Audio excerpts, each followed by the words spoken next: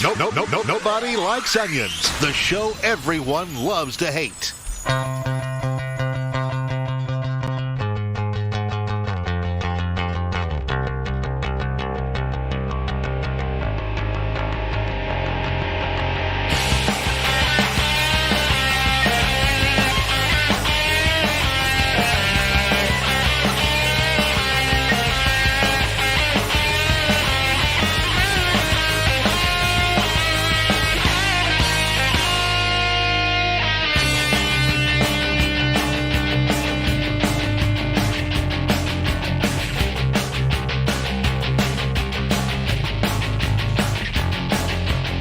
Au revoir, Pee-wee. How we doing, everybody? Good night. Thursday night. I want to, right off the top, apologize to everybody who was on the feed last night. I don't know what that was. We had an old show airing, somehow streamed out. Very odd, very weird old show. That won't happen again. I apologize. You have my word. It won't happen again.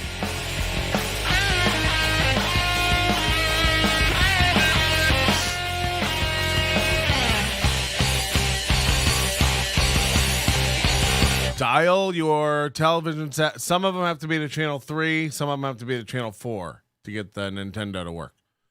So figure it out. Dial it in. Big one tonight. Oh, God. I don't even feel really up for it. I don't feel great, but the stuff that's come out today, how do we ignore it? So it's Thursday night. I imagine in about 30 minutes, Thai Rivera will be going live at the Ocha Thai Bar. Oh, my voice is even shaky. I'm not right. You're correct to assume that I'm high. I'm also drinking. I might have a problem, Maybe I've just become an old, shaky alcoholic in my old age. Anyway, right, a couple hours ago, Ty dropped a video titled "AJ Stole Money from Me." Now, the minute Ty starts calling people out and waving around the fact that he has receipts, you can almost bet he doesn't. And what's going to follow will be a very, very, very petty nitpicking of the facts. So this is crazy. Ty's really down to nobody. What's interesting today, Ty posts. Today, AJ posted on Facebook. AJ posts.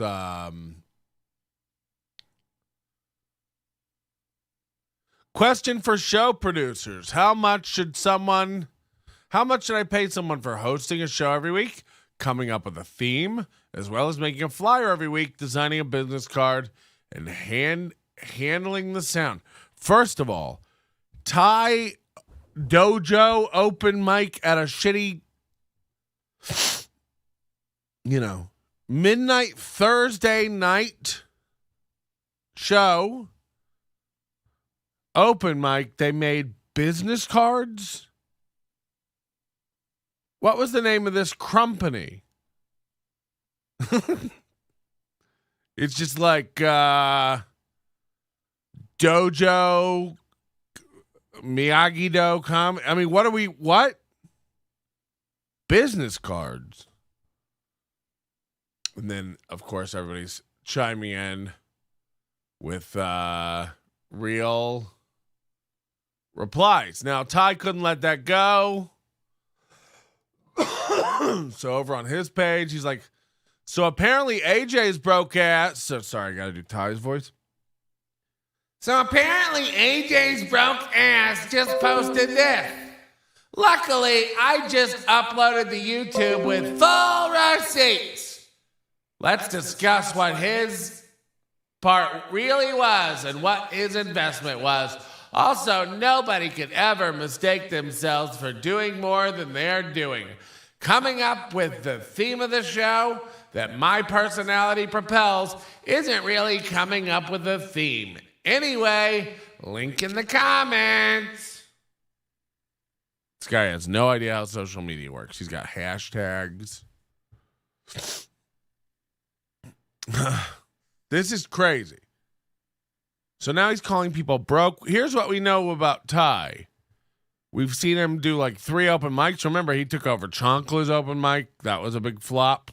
Pun intended.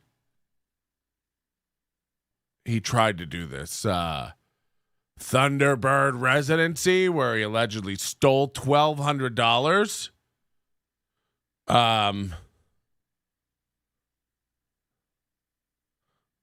So Eric Stone in the chat says, assume you're aware, but AJ controls the Comedy Dojo Instagram page. I'm not aware. I want people to know I don't really, outside of this, like we're going to watch the new video tonight. I haven't watched it yet. You know, I don't really live this stuff. I know you guys all assume that I'm nuts about all this stuff. I'm a locus for information. People come to me. They send me details. They send me secrets. And I'm happy to propel it out there to you guys. But, yeah, I just, I'm not aware. But I guess, so AJ posted a flyer to his new show on the Dojo Instagram. That's fucking great. Does Patrick look like someone that's aware? Good. That's good. No.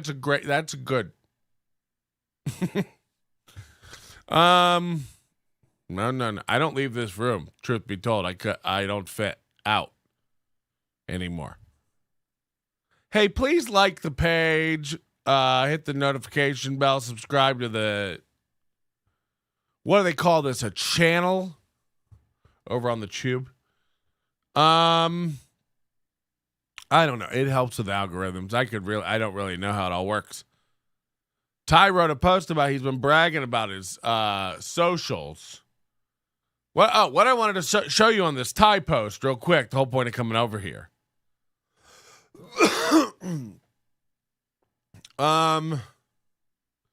Look at the comments. 16 comments on Thai Rivera's post. Jose Joey G, Johnny Osborne, Jack Slammy. He's the guy who used to run Chonkla's but left Vegas. I want to look at them all. Frank Muddy, Aisha Renee, Tino Sanchez, William P. Lewis, Jeffrey Cook. I don't mean to be pretentious. I've never heard of any of those people. None of those are comics on the scene. And even like if I've never met you, we watch enough of this garbage where your name should have come across my radar. We don't know. I don't know Skippy Sprinkles, but I know who. I know what he looks like, and I know who he is. And I've seen him at shows. I don't know any of those names. I've never met a Tanner Tuttle, but I've heard the name a million times. I know he's in the scene. So I should have heard your name. But so that's crazy. Ty has literally blocked and filtered everyone out of his sphere. That's anyone in comedy. I mean, no one recognizable anymore is talking to him. He's had scuffles and kerfluffles so much that he's driven away everyone but new retarded nuts. They're either super new and haven't learned that he's a joke yet, or they're like just as fucking dingbatty as him. This is not does anybody know any of those names? You guys are sometimes more plugged in than I am. Any of those names ring a bell? Are those comics? I mean, I haven't seen any of those names on a flyer. Jeff Cook, Will Lewis, Aisha something. These aren't people,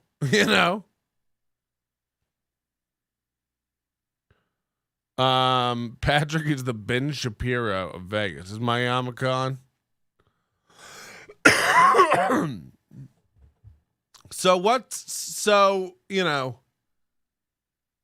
What's left is really crazy. Even the people that we know who are still his friends, allegedly Garrett Hall, these guys, it's like even they aren't like sticking up for him on this thread. Like even his normal comic friends don't like really mix it up with him, because if you did, you'd have a fight. He can't work with anybody. He can't run anything. He's not talented on any front.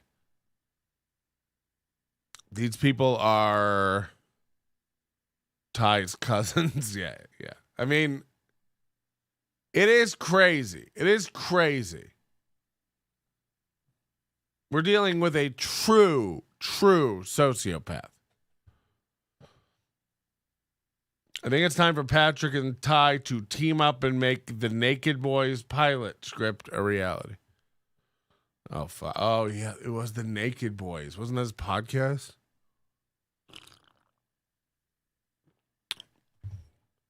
So I'd like to officially invite AJ to come on the show and let us know what the fuck happened and get the truth out there. There's nothing worse than someone saying you stole from them or you owe them money, or that they don't owe you money when they do. I'd love to get the real story out. So put the feelers out to AJ. This has all been a big misunderstanding.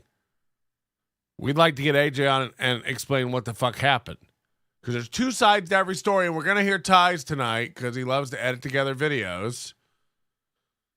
And as we can see, he's been tweaking his set again. He's got the water cooler back in the shot. He's moved the light up onto the wall, so we have awful blooming that accentuates that gorgeous, shiny wall texture of his living room. What's on the counter here? We can only begin to imagine. Oh, this is like business cards from Instaprint or whatever the fuck it's called. Holy shit, he's got shitty little business cards. And you know he only ordered the one box. It's all I really need.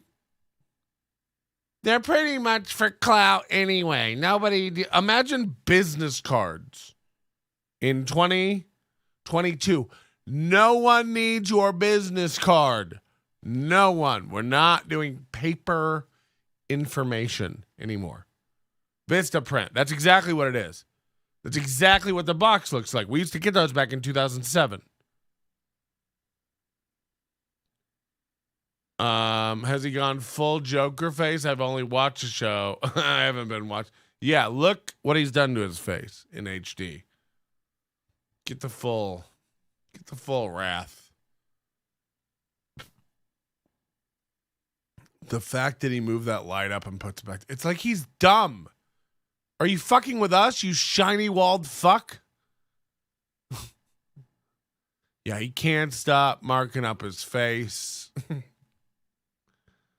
Let's hear it. When I said if it's like this for a little bit of money, I can imagine how it is for a lot of money. Once I build this to where I want to be, I don't have arguments about that amount of money either. I want everything to just work out the way it's supposed to work out. And I don't ever want to be arguing with people about money. The way that I think about money is very much law of attraction and not operating from a place of lack, operating from a place of abundance. Even if things aren't going the way that you want them to at a particular time, you're not supposed to operate from a place of... Imagine starting this video like this. Mid-sentence ramble. We have no idea what this even is about. Like, this is crazy. I'm already lost. We're 26 seconds into mid-sentence rambling. Okay. And then it'll go... unbothered. Everything bothers him. And then it'll show a square graphic he made 16 years ago but still uses. He wants you to think he gives a fuck, but he doesn't know how. He's not talented enough to know how to like make a show look good. Watch him use a square image in a minute, a logo that like I guarantee he thought looked cool in 2004.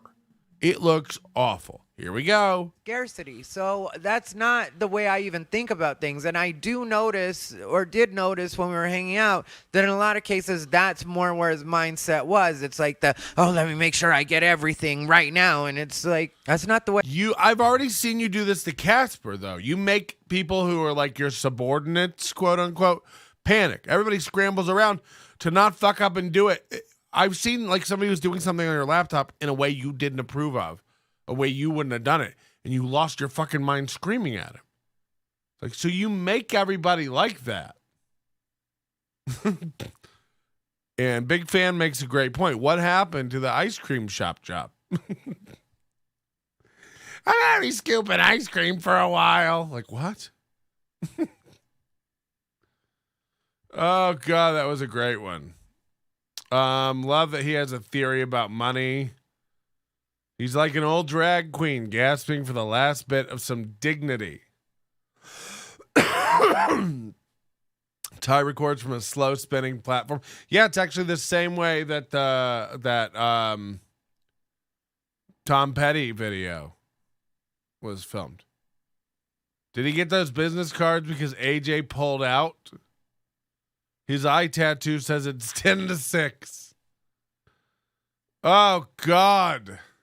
Fucking hell, man. Tie in the round. Oh boy. The way I operate, like I'm a lot more chill than that. I mean, like I make sure that I get people who are chill are constantly making videos about how things don't bother them. I mean, I don't know if you're being ironic or you're actually dumb. If it's a character, it's one of the best. We know it isn't, you know. We've all seen your dad's death plan. Get paid what I'm supposed to get paid, but at the same time, I'm not always operating from this place of desperation. Hey guys, just so you know, this week I will be headlining the Stand Up or Sit Down show. I will put the information down below in the description box so you guys can make. Imagine putting this flyer up in a corner like anyone can see what the fuck is going on. Wow. By the way, this is what all these shows here in Vegas do now. What is this scam? This is what all these guys do now for these shows. Look at this shit. Text this number for tickets. You get the address of the show upon RSVP. They're doing these shows in like illegal nightclubs and people's houses and shit. Like, what is this trend? This is a lot. There's a lot of these shows, by the way. Imagine bragging about this and like putting the flyer up. Like, hey, come out to this. This is again like Josh Denny. Like, hey, we don't announce where it is. It's like, cool. Make reservations to go if you want to go. That show usually does sell out, so do make your all these guys that are like the worst stand-up comics and super insecure. I'm telling you right now, I don't care. Find out where I'm gonna be and come out and record me. Who gives a shit? It'll be good or it'll be bad. Oh no! Will people have feelings and thoughts about it? Oh no! Who cares? There are people who think I'm not a good comedian. Oh, no! Imagine spiraling about it.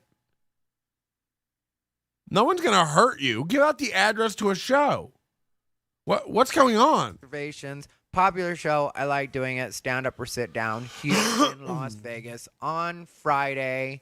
That'll be tomorrow by the time I put this out. So, yeah. On Friday, Stand Up or Sit Down. Check me out. I'm really not looking forward to doing this one, you guys. Anyway, let's get unbothered. Here it comes. Watch for the square. He's unbothered. He calls it unbothered, but that's what's cute because everything bothers him. He's bothered. I'm a bother. There. That's like square iTunes art He's bothered. I'm a bother. From like 10 years ago. Imagine still using this. And now he'll stop. By the way, he listens to everything we say and then changes it. I've made his show 100 times better just by roasting him. If it was still up to you, you'd still have Glade plugins in the background and old cigarette wrappers. It still looks like dog shit, Ty, by the way. What's up, everybody, and welcome to yet another episode of Unbothered by Look how shitty the color space is with this light. It's just a big bloom of purple. He's no idea what he's doing. Rivera. That's right. It's Unbothered by Thai Rivera. I'm your host, Thai Rivera, the absolute best LGBTQ comedian in the world. All right, guys. Let's cut straight to it. I really didn't want to do this one, and I posted on Facebook about this a little bit because I wanted to kind of send out a warning shot to AJ, maybe get a hold of me, maybe get in contact, because I have not spoken with AJ since we had... So remember when he put up a post where he was like, AJ's saying that I'm lying about him. I might have to do it. I'm bothered about him. He's admitting. He's like, that was a warning shot. That was a warning shot. Well, Ty, I told you a couple weeks ago that I was going to text you. I got your number now. I'd like to text you and reach out.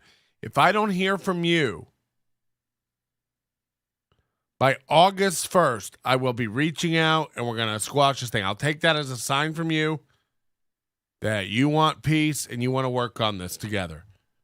Unless you mention it in the show. I don't watch all your shows, actually, believe it or not. So I probably will miss it. But let me know. Had an exchange through text. He never officially quit Ocha person to person, but I accepted anyway, and it's not like it was a formal job. If he didn't quit, how did you accept it? None of this makes sense. He catches himself in dumb little lies all the time. Whatever. The original agreement with AJ was always, if he ever didn't want to do Ocha anymore, I was completely fine with that and I would have no problems with it. And that's something I told him in the very beginning when he started helping me. I know what it takes to be involved with me just as far as somewhat social consequences here on the Vegas scene. So I wouldn't expect anybody to take that on. And he took it on for quite a while. And I appreciate that part of him. And I still do love AJ as a friend. I just don't like that he's misrepresenting. Imagine having to go, I know what a big thing it is to take on a job like that and help me, that it will have social consequences in our scene. It's like he knows he's the most hated comic in town. Like, bar none. So it's funny to hear him admit that. You're not working with me is kind of a black eye on your resume, but he did it to other people. And I don't like that he's kind of put words into my mouth. If I wanted to say something a particular way, that's the way that I would say it. So I don't need anybody rephrasing anything that I said, especially when they never even gave me the courtesy of having a... That's a good point Moody makes. You can use the top of this graphic to see how crooked his shitty poster is. Look how fucking wonk this shitty guy. By the way, the lamp's not even on. Why have the lamp? Who wants this old woman's lamp in their house? It has jewels hanging from it, little plastic jewels. This is how garbage people live. Trust me.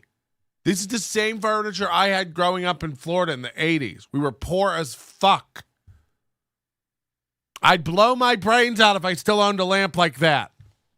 It's all yellowed from years of smoking, blood splatter from all the cop incidents. He's probably living in an old woman's house, Patrick. He's not. He's living in the cheapest apartment in the city. Don't forget, he made a scene moving out of his old apartment where Big Irish Jay lives. They lived in the same place. Ty was moving out, went down, accused them of racism for raising his rent to a level he couldn't afford, caused a giant scene. The cops had to come remove Ty from the property. Allegedly, This is what we heard. He's down there screaming about racism. This dude who acts so tough always wants to be the victim, always wants to be the guy who's hurt and being, you act like a victim, you are a victim. He's the most hated comic in the world. That's a good point. Ty's got Gina Davis eyes. He's probably living in an old woman's house. There's no fucking way. The art is not hung uneven. It's just Dutch angles. Yeah, maybe the whole apartment isn't level, you know? AJ ran that whole mic and wasn't appreciated and left 100%. 100%. By the way, AJ, you're not good at flyers, you know, but either way, you were doing it. It's better than nothing, and you weren't appreciated. So I don't want people to think I'm kissing AJ's ass. I'm not kissing AJ's ass. I like AJ. I said AJ went up and it was fucking funny. I said that before they had a falling out. I'm always 100% honest with you guys, you know. But it's crazy to constantly take advantage and manipulate people and then have the audacity to spin it in such a way that the other person took advantage of you. He can't help being a victim and a tough guy. He has to be the hero of both of those narratives. It doesn't make any sense. You know, out of one side of his mouth, he'll constantly tell you how he's the best comic in the city and other people need to respect him and he charges more for coaching and da-da-da-da-da. Meanwhile, we know the truth. You're not welcome in any real club in the city anymore. You're every week, the one thing you have to look forward to is the Thursday nights in a restaurant. We saw 30 comments, not one recognizable comedian name in the city backing you up on shit. And now even all these like beginner B tier guys are fucking off. You know, how much longer until none of these guys talk to you? And you're still deluded. Like we're becoming the what did he say? Oh, we're becoming the Kill Tony of Las Vegas. Jesus fucking Christ. What's up, Butterchop? Alex and Ty could be roommates. I'm done living with people on a list. Wow, even an open mic list? Come on. Okay, here we go. Back to bullshit. Chat with me about what it was that they didn't like that I said. The other thing that's getting on my nerves is I've heard that AJ has recently started being shady with Casper, who Casper is basically in the same situation that AJ was when AJ helped me after Right, deluded into thinking you're a real guy. I decided Delilah wasn't going to be on the show anymore, except for AJ chose not to be on the show. I didn't tell AJ not to be on the show. I didn't want him on the show anymore. That wasn't the way that it went down. So he chose to quit being a part of Ocha, which, like I said, I'm fine with. But then he's acting shitty with Casper about it when Casper really did just step in and help me out last minute. Like once I found out through another friend that AJ probably wasn't going to help me with Ocha anymore, then I kind of had to figure it out. It happened on like a Saturday that I figured out, or maybe a Sunday that I figured out, because me and AJ got into it on Friday, and then by Sunday, that's when our mutual friend, he just was telling me I would probably count on AJ not being there next week. Just to give you a heads up, I would say that you should plan for something else. And so I needed help with the sound, which AJ didn't give me any clue how I would handle the sound because of the mics. Get AJ to the point. handled that. Also, I needed someone to do the flyer. So it was like a last minute scramble. So I had between Monday. There are a million cuts in this. I don't know if you can see it, but like this was cut up to shit and still long and garbage. And Thursday to figure that out. I hit Casper up, just wondering if he would be willing to do it. And he said that he definitely was. And then I got in. You guys yell at me like, oh, you're smoking weed and coughing during the show. It's not professional. It's like, I don't want to edit. We do everything live here. I scream live. I take pauses. I take breaks. By the way, that's how cadence works. I'm confident enough in my words to take a pause. I don't need to worry about you clinging on and finding something else to do while I take a momentary break.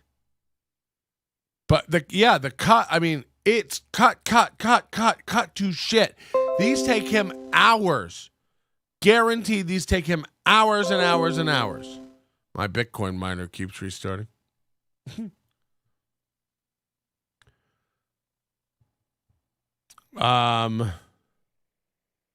Imagine being Casper and getting dragged into the middle. I feel bad for Casper because Casper will be where AJ is now. Let me just check, make sure we're not live yet, because we do want to hear Ty's opening announcement at the mic tonight when he goes live. And if anybody catches it, if they can let me know as soon as he goes live, if you get announcements or notifications, I wouldn't dare sign up for that stuff. You really, really wonder what he does between those cuts. New drinking game. Drink for any cut in the video. Are you fucking high? And by the way, I'm drinking anyway tonight, if you can't tell from the squeaky voice. Casper, a.k.a. Cody Flynn, a.k.a. not CF, probably. Come on, Patrick. That's a Tiffany lamp. It isn't. It is. I can't wait for you guys to see the new shirts. I can't say anything yet. You're going to love it. Patrick is going to be, by the way, head on over to nobodylikesonions.com/store. You don't have much longer to grab all this summer stuff, so pick it up now. We're going to be transitioning into different stuff. Grab it while you can. Patrick's going to be the last person left in Ty's life. How necessary is the flyer every week? These guys are dumb. It's not, have a consistent, good open mic.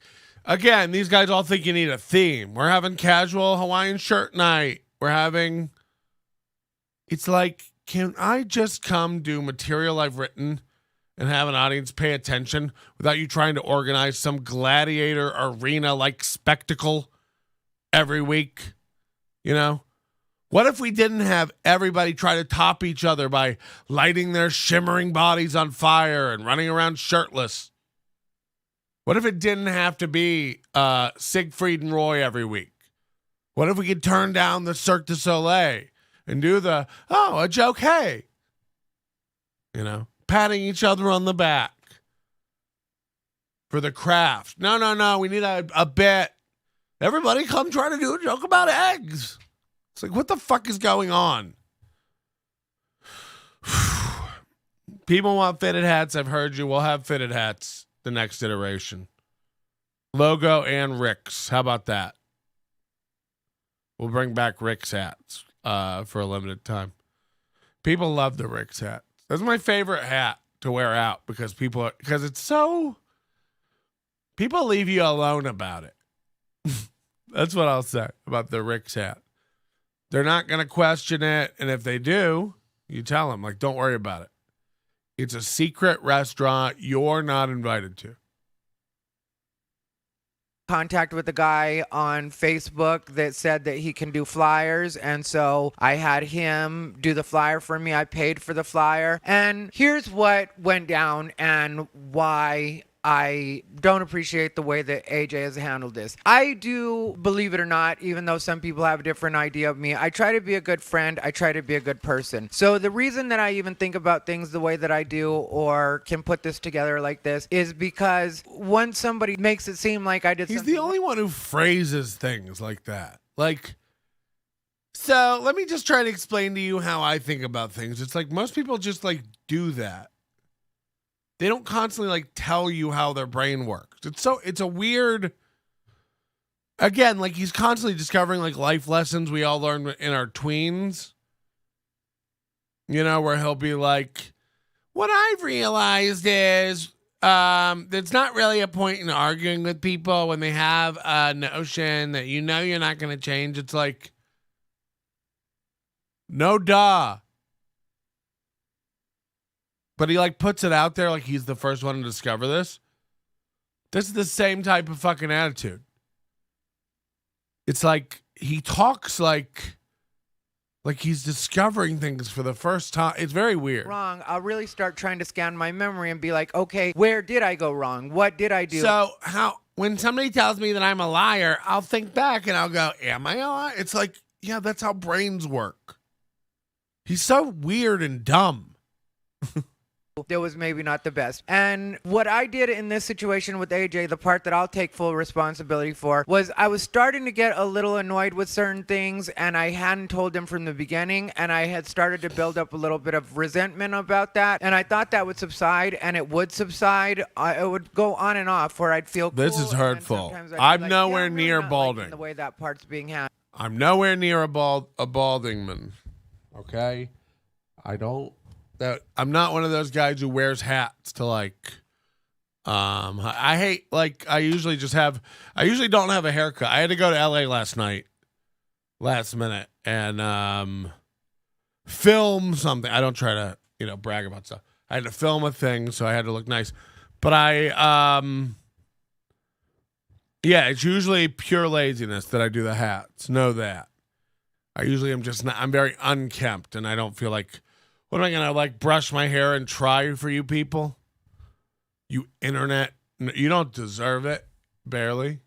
And so eventually it just got to a point where he hit me up about this particular situation, which I'm going to get into right now. And let's check this out. Was feeling extra, get off my chest energy. And so I just went ahead and let AJ know where I was at. So I kind of knew things were not going to go the best for me and AJ, and probably were going to end up falling apart when I was in Sarasota, Florida. Now keep in mind that when I'm in Sarasota, Florida, they're 3 hours ahead. And so I had finished the show there for Thursday. Ocha didn't start till 11, which is 2 a.m. in Florida. So I took a nap between my show. It's insane. When Ocha would start, so that I could watch the YouTube live and help AJ decide who would the win. It's 50 cuts a minute. To anybody who edits, this is insane. Insane. He's spending hours doing this on a shitty little Windows Movie Maker. He uses iMovie. He showed us he's got this old shitty MacBook Air he saved up for. He's 100% using iMovie to edit. He doesn't know what he's doing. It's cut to shit. You can't catch all the cuts. It's impossible. Dave Matthews couldn't do it. Cutting the corners loose. Cut. Winner was going to be, and be on the chat. Our numbers were going up on the YouTube because I was in the chat. And he's so full of shit. The latest one, you had 6 people watching, and that includes us. What is with him and Josh Denny? They're like, it's like, do you think we can't see the numbers? I could fire up hemorrhoid surgery and get more viewers instantly. Our YouTube's been getting really popular. It hasn't. He's got this long post on Facebook bragging about how great his YouTube's doing and how much work he's been putting into it. It's like, no. You had a couple shorts catch fire. And by the way, you don't make any money for shorts. And you clearly don't pick up any followers from shorts either. Let's see if they're live. They're live. They're live. They're already playing piano. Let's check in, see how it's going.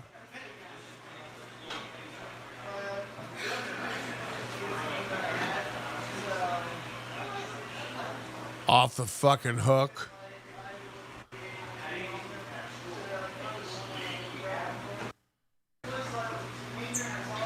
Oh, here's Ty. Hold on.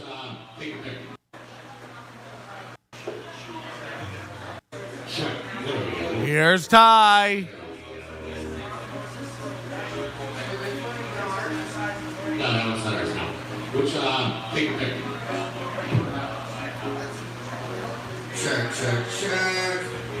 Check. Check.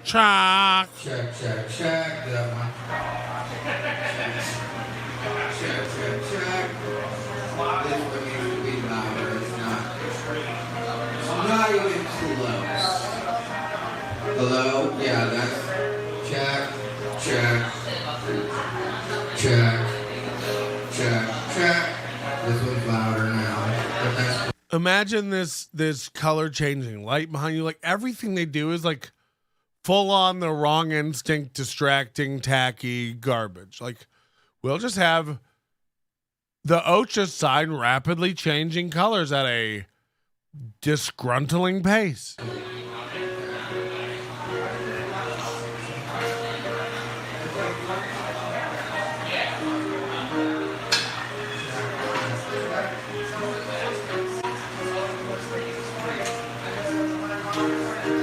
Oh, look, we've got William Strange at the bar with his spared no expense hat. Here goes Ty.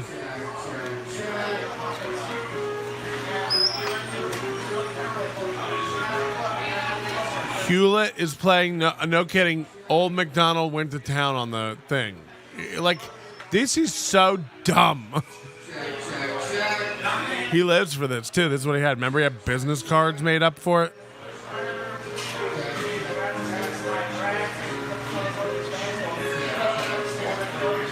Somebody's birthday party there tonight. Look at this. Look at this little hanging thing. It says, "Let's party."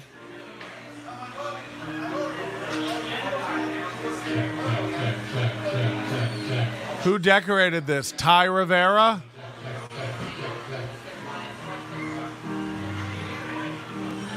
We've got 9 people on the list. Holy shit. His mic is dying. 9 people on the list.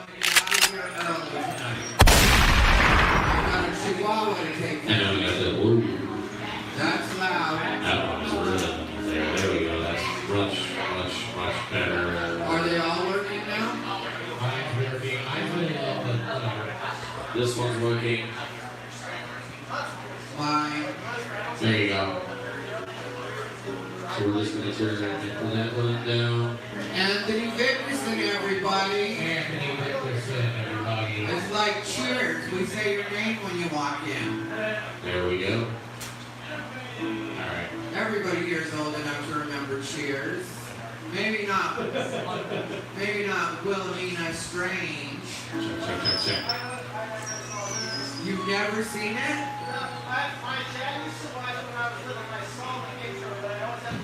Yeah, bedtime, one of those bedtime shows.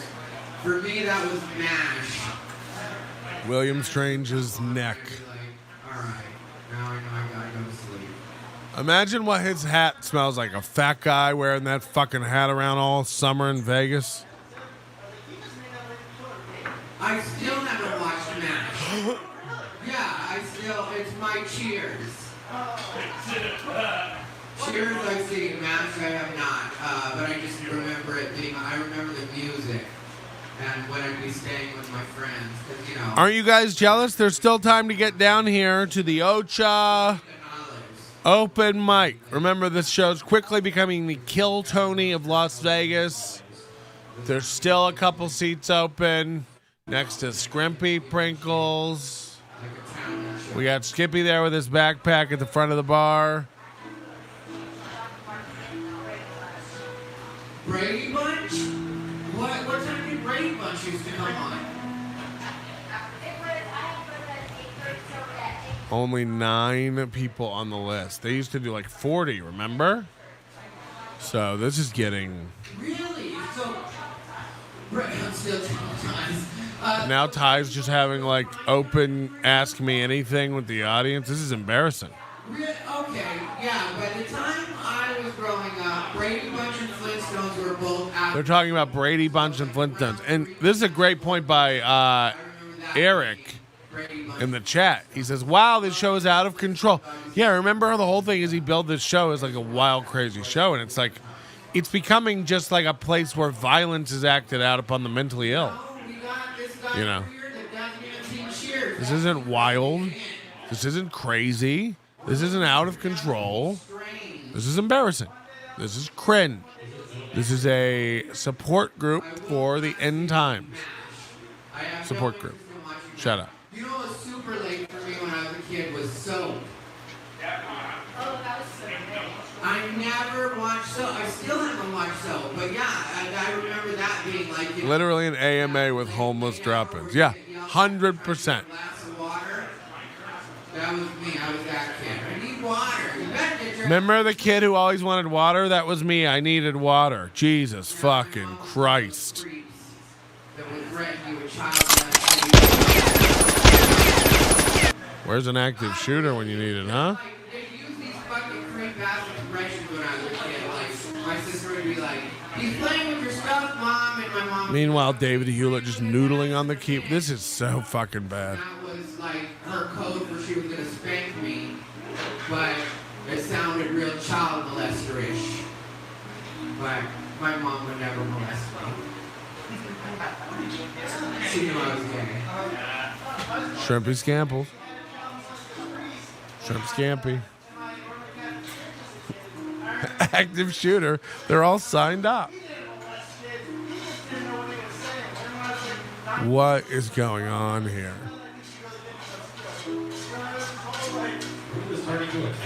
By the way, this mic starts at 11, so we're 15 minutes in. Worry about that. Ty just told somebody, worry about eating, okay? No. Place is a ghost town. I'm not a squid fan. I don't like the look of it. Yeah, I don't like the idea of squid. Are you going up tonight, Anthony Vickerson? Nice. It's a short list tonight, and I'm glad. Anthony Victorson is Ty's old bestie. Him and Claire and Andrea Vickens. Her name is Bijou. Oh, God, Bijou talk. Yeah, my ex named her. I bought her for him. And then I took her when I left. He had to take Setting Casper up for success is what he's doing. keep her with his apartment, like for the house that he rented. He didn't tell the guy that owned the house that he had a dog.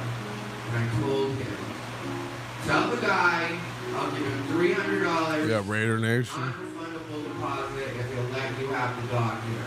So tell him about the dog. And I said, start off at $150 and then let him talk you up to $300. I'll give him as much as $300. Skippy Sprinkles just picked his nose. So when I left, I was like, well, I don't know if he's actually going to be able to keep her. And she was jumping against her little doggy playpen. I was getting ready to leave, and she could tell. And I was like, well, if he's not back by the time I'm leaving, I'm packing this dog up with the rest of my shit. And I was hoping he wouldn't get back. And he didn't. So I packed up that dog. This is a fucking death sentence. Thank you. I just bought us fake grass for the back patio. The veranda. The lanai of my ghetto house apartment.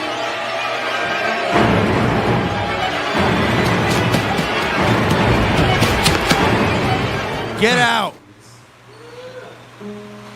Those are my words of encouragement. Clap if you're new to the room. Josh, you are not new to the room. Give it up for Josh, everybody. Josh is our security. If you guys have any problems with anybody, talk to Josh about it. Josh will go ahead and handle it. Don't fuck with the homeless people outside. Yeah, sometimes they'll seem normal. They are not. They're a different breed out here. Yeah, so that is not advisable. Do not try to mix. Imagine an open mic where you have to warn people before the show. Don't feed the homeless. They will stab here. This is, I don't know if there is a plan even. Remember, he's not the host. He just likes to go up there and noodle around before it starts. This is bad. You'll know exactly what happened to our last host. Here he goes. You sent me your camera. You know, I really hate people. He can't do live. He can't do live. Let me send you my cash app. Yeah, that's what I want to do is deal with that ghetto ass app and send you $20. I have a cash app. I can accept money on cash app. It's $Thai Rivera. But So hold on. He just made a joke about paying AJ. He said, AJ wanted me to send him $20. He's like, yeah, right. Like, what am I supposed to send it to you on Cash App? Like, I'm going to fire up that ghetto-ass app and deal with that? By the way, I do have Cash App. I take donations. $sign Thai Rivera. So, in one breath, he said, I'm not going to pay AJ. What am I going to, like, open up Cash App for $20? Meanwhile, he just asked you to donate to him. This guy's crazy. I do not send money on cash app, ever. So I have to connect my wife's account. I'm not doing that. What are you practicing? He just said, I'm not sending money to you from Cash App ever. I'd have to connect my bank account. I'm not doing that.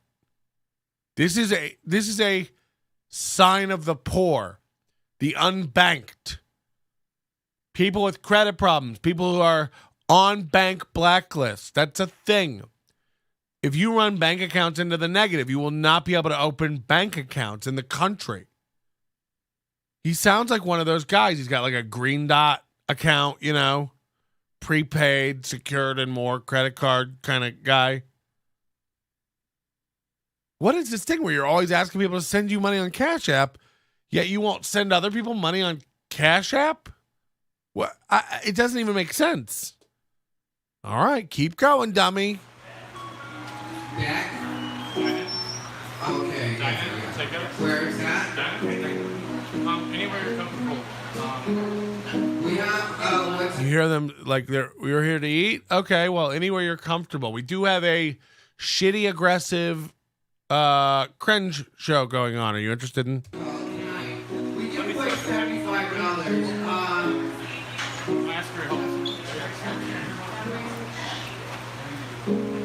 Look at Ty. He's watching the commotion in the back. These people don't want to be sat near the show. He couldn't even keep the show going. He had to stop the show to address the commotion.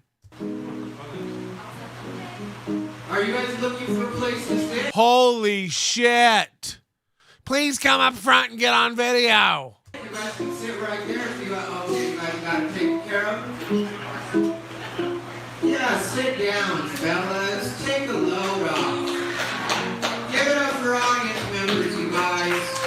This is so fucking hard to watch.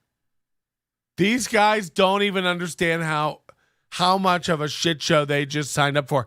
And once you sit in these prominent front seats, it's hard to get up and walk out of there, like, and not be noticed. So literally, people just walked in wanting to eat, and the guy was like, "Oh, you want to sit?" And they were like, "Nah, could we?" And he started sitting in the back, and Ty had to stop. This is such a shitty small place. Ty had to stop and be like, again, imagine this being the best place you could find in town to run your shit show. Fuck all this. Imagine going here to do time. How bad of a comic are you? How desperate are you for a few more minutes? This is embarrassing. And now these guys had to slink into the shot. The framing of this shot makes Ty look miniature. I mean, dude, he's not big. He's not a big guy.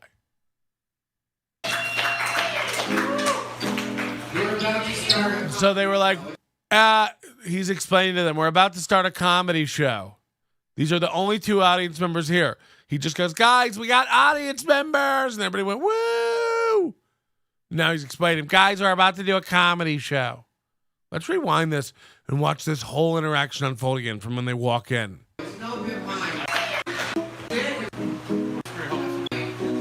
So let's go back when he yells about AJ getting paid and then asks for money. People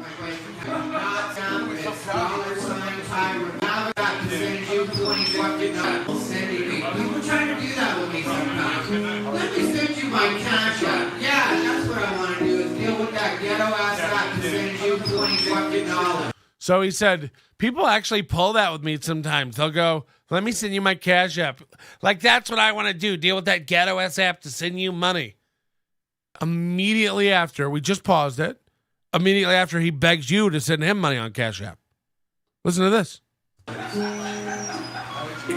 have a Cash App. I can accept money on Cash App. It's $ Thai Rivera. It's like a minute ago, you don't use that ghetto ass app to send money.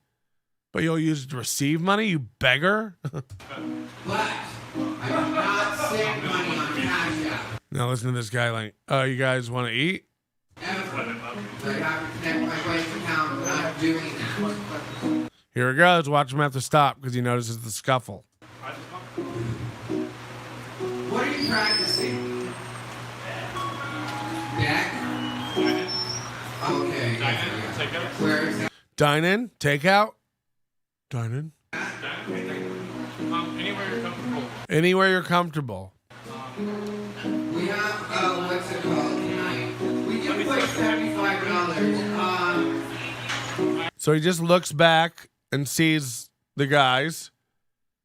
And again, he'll interrupt the show to make a comment to the chat room online. He'll interrupt the show to talk to two guys who just walked in. This might as well be like a woman who sells trinkets in an old barn. She hasn't seen a customer ever. Now one's walked in. She's got to get herself all nice and go like, what can I get you boys? The first audience members have just walked in. Watch the celebration occur. After the begging, here we go. Are you guys looking for a place to sit? You guys can sit right there if you Yeah, they're looking for a place not near the short, gay angryman. you guys got it taken care of. Yeah, sit down, fellas. Take a load off. Give it up for audience members, you guys. We're about to start a comedy show. It's no big mind, but there's some decent comics here. So if you guys want to get some laughs, that'll definitely be possible. The food here is great. Really great, actually. I'm not bullshitting. I would tell you. Stops the show to tell them the food's great. Work is real shitholes. I would tell you guys some stories of me driving out customers, but I think that might drive out. Look at these guys looking at each other. Holy shit. So what are we doing here? Let's, how should we start? What are we doing here? He asked people 27 minutes into his open mic. Are you going to be doing, what's it called, Casper? Are you going to be doing, the opening for the show? Letting people know the rules? That kind of stuff? Just ask Casper if he's going to go over the rules. It's like, isn't he the host? Don't you know? Has this changed? Casper's responsibilities? And by the way, you're working it out now? This is so bad. We have a new rule that you guys should know about. If you're not actively eating or drinking, then there's stools in the back, or you can stand in the back. We're trying to go ahead and make sure we leave a lot of tables open because people come in, they don't. This almost feels like a cope. Just so you know, the tables are empty because we're trying to keep those empty in case people come in later to eat. So it is packed in here. People are standing in the back. You can't see it on camera. Don't worry about it. It's packed. We're very popular. We have 9 comics tonight. These tables, we're keeping them empty because we're so busy. We have so many people coming in to eat, we try to not sit anyone at tables. It doesn't make any sense. Know where to sit because comics is sitting in spots, and usually we don't mind that, but note the owner has asked that we go ahead and leave spots for actual paying customers. The owners asked that we leave tables open for actual paying customers, so these comics aren't buying anything. Just Skippy Sprinkles bringing in his backpack full of juice. Like this lady that just walked in.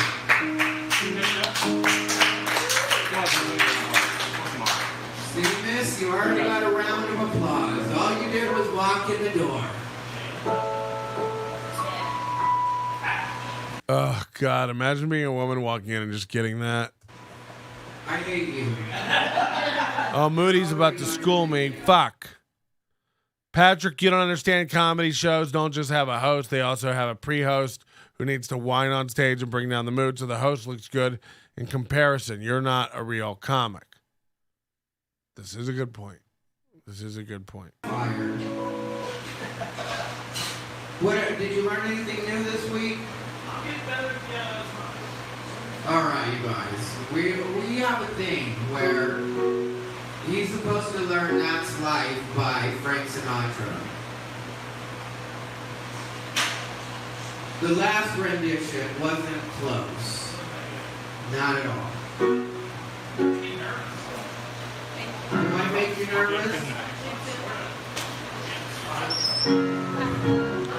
Turn around, bright eyes. Old blue eyes.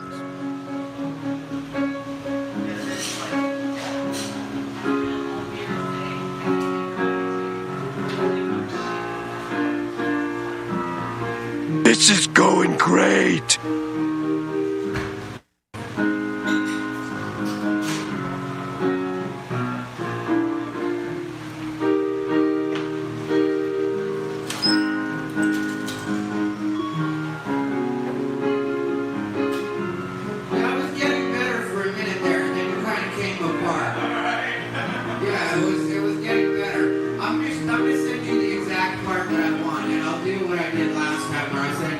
I mean, he's playing it pretty well.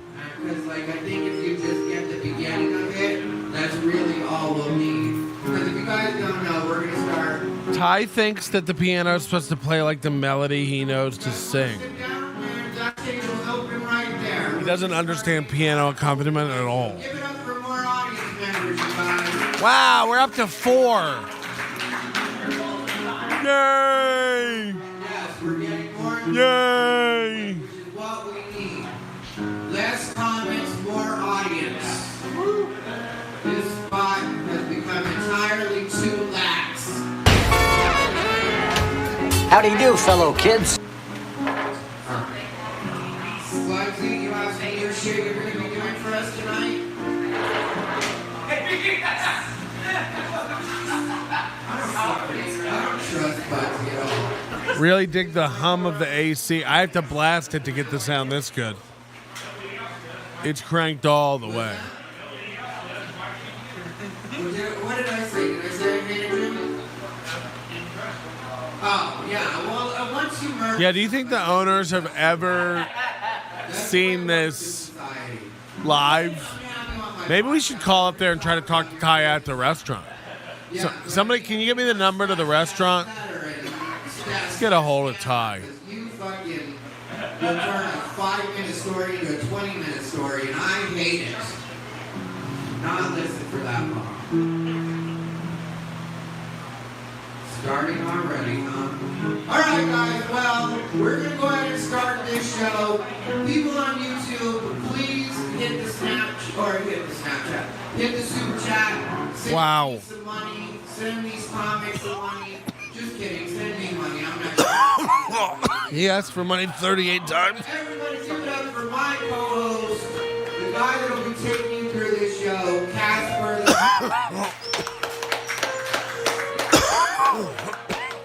Patrick's a phony? Who said that? You're a phony. Hey, this guy's a great big phony. Hey, you're a great big phony. You know that? All right, so we're going to have a great night. A couple things before we get in there. So all the comedians that are on the list, you guys are going to have 5 minutes, okay? 5 minutes. There's going to be a timer right here in front of you. If you go 1 millisecond over the timer, me and Ty and everybody in the room are going to boo you. Everybody, let's practice. It's like, what makes smart, like Casper seems like a smart kid.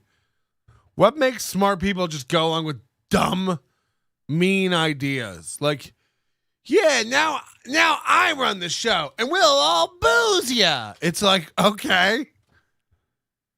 What happened to this being like a productive you know, it's fucking hell, right? Come on. All right, what's Boo sound like? One of us. Can you do another one for me? That was good. We accept you. Google gobble. One of us. All right, so you're going to get 5 minutes. At 2 minutes, Skippy Sprinkle sighting. That is going well. The Thai is going to interject. He may be nice. He probably won't be. All right. Skippy Sprinkles dresses like every IT manager at a conference. Just a fat guy in a lanyard wandering around with a cheap backpack. Where's the talk on Active Directory admin? But it's your job to make the set good. Just go with what you got, all right? You got to work with it. We got $15. I swear to God, there was supposed to be IIS breakout groups around here somewhere. Curious about the drink specials? Ask Stan about it, okay? And then like Ty said earlier, if you are not actively drinking an alcoholic beverage or something that costs money, not water, or eating food, kindly... Because basically, if you're not buying food or drinking something that costs money, you're taking money out of Ty's pocket. Ty gets a kickback from the bar based on what the spend is. So if you ain't spending money, you're not helping Ty, guys. It's all about Ty's money. Stand your broke ass in the back. Imagine calling everybody broke ass when all you do is beg for money. You're like the brokest guy. You've moved twice this year because of no money. You don't have any money. Like, who are you fool? You're running around calling everybody broke ass? You're an old fucking clueless man when it comes to sending cash. What am I supposed to do? Fire up the Cash App and figure that shitty app out? By the way, Thai Rivera, $, Thai Rivera. I have Cash App. It's like, what? I is not like broke people. We've dealt with enough of them today. We don't need to sign up anymore. All right? And then, how much... Everybody make some noise for your bartender, Nat, one time, too. No. He makes the whole thing work. This doesn't work if you guys are sober. Just back from Jamaica, surprised her hair's not braided. I was going to say, she's got a little single braid. Should we call Casper and see if he needs rescuing? She did hit me with the A-line earlier, though. It's a tough economy. I walked in, she was like, A-line. That's as much as I can't go to Jamaica, they hate facts.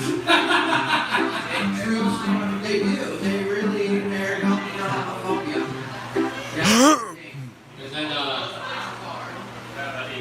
how much are we giving away tonight, Ty? Tonight we're giving away $75. 75 buckaroos. Hello, $25 I like money. Ty's rent money. And I think the other, we just kind of scrape up what we can and cash it. If you guys really want to make Ty upset, donate money to me. If you give me more than $75, Ty will lose his ever-loving mind. So big hand for no. Big hand for Ocha as a whole for letting us do this here. I can bring in 9 comics. What do you got? Yeah, everybody at this bar is slow trying. They just take vacation. Imagine having that. It'd be like if Chris Angel also did magic for free at a Pizza Hut lunch buffet every Tuesday. That's exactly what this is like. Thai Rivera thought that he could have a residency on the Strip less than a year ago. Remember, he's like, this is going to be a permanent thing, the Thai Rivera show. We're going to make it a variety show. Remember, he had that Asian guy play keyboard and yell at everybody? He had Angie Crumb come out, tell some cum jokes. He thought he could have a running residency show. And then now he's doing that. Now he's doing this, you know? Now you're running an open mic at a fucking bar? What's happening? Donation. 76 motherfucking dollars.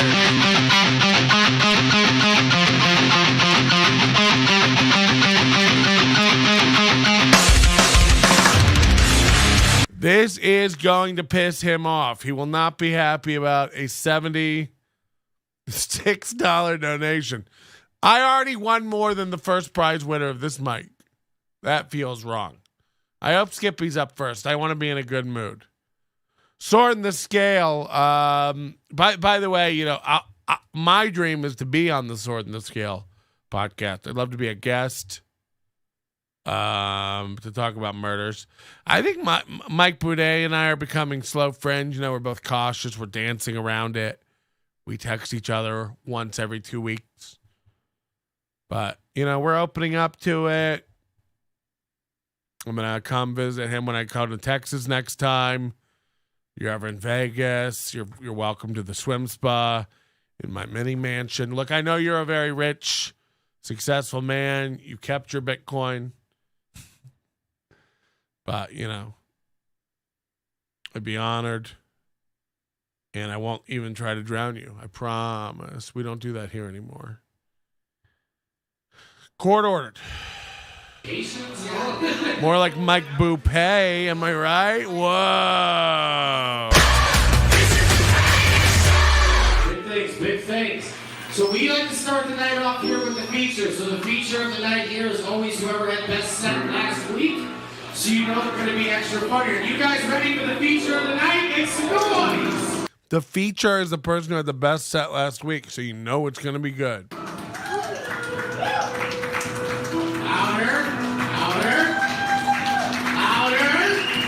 There's only 3 of you. Louder. You two? You guys in the back?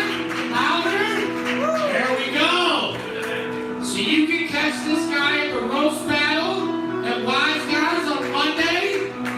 You can catch him in a band, Fu Manchu. I want everybody to keep a round of applause going for Mario Sanchez!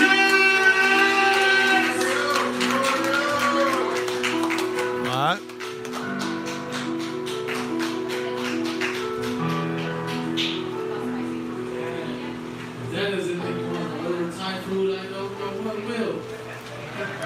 Mike Boo Pay. Fuck yeah, let's drink. It's only Thursday. Hell yeah. Looks good, everybody. Fuck yeah, man. Taking someone who had a good 5-minute set one time and making them do 15 is cruel. Yeah, it is a good point. These guys are... Ty acts like he cares about this, and it's like... Either you're lying or you're the worst guy ever. Like, you don't know anything about comedy. It's one or the other, right? Like, come on. I thought they didn't have a show last week. We are back in time, so we can skip ahead to live.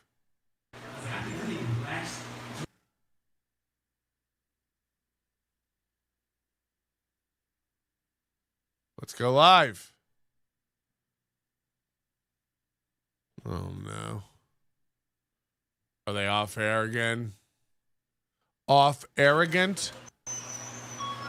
Oh, William Strange is up. You want it?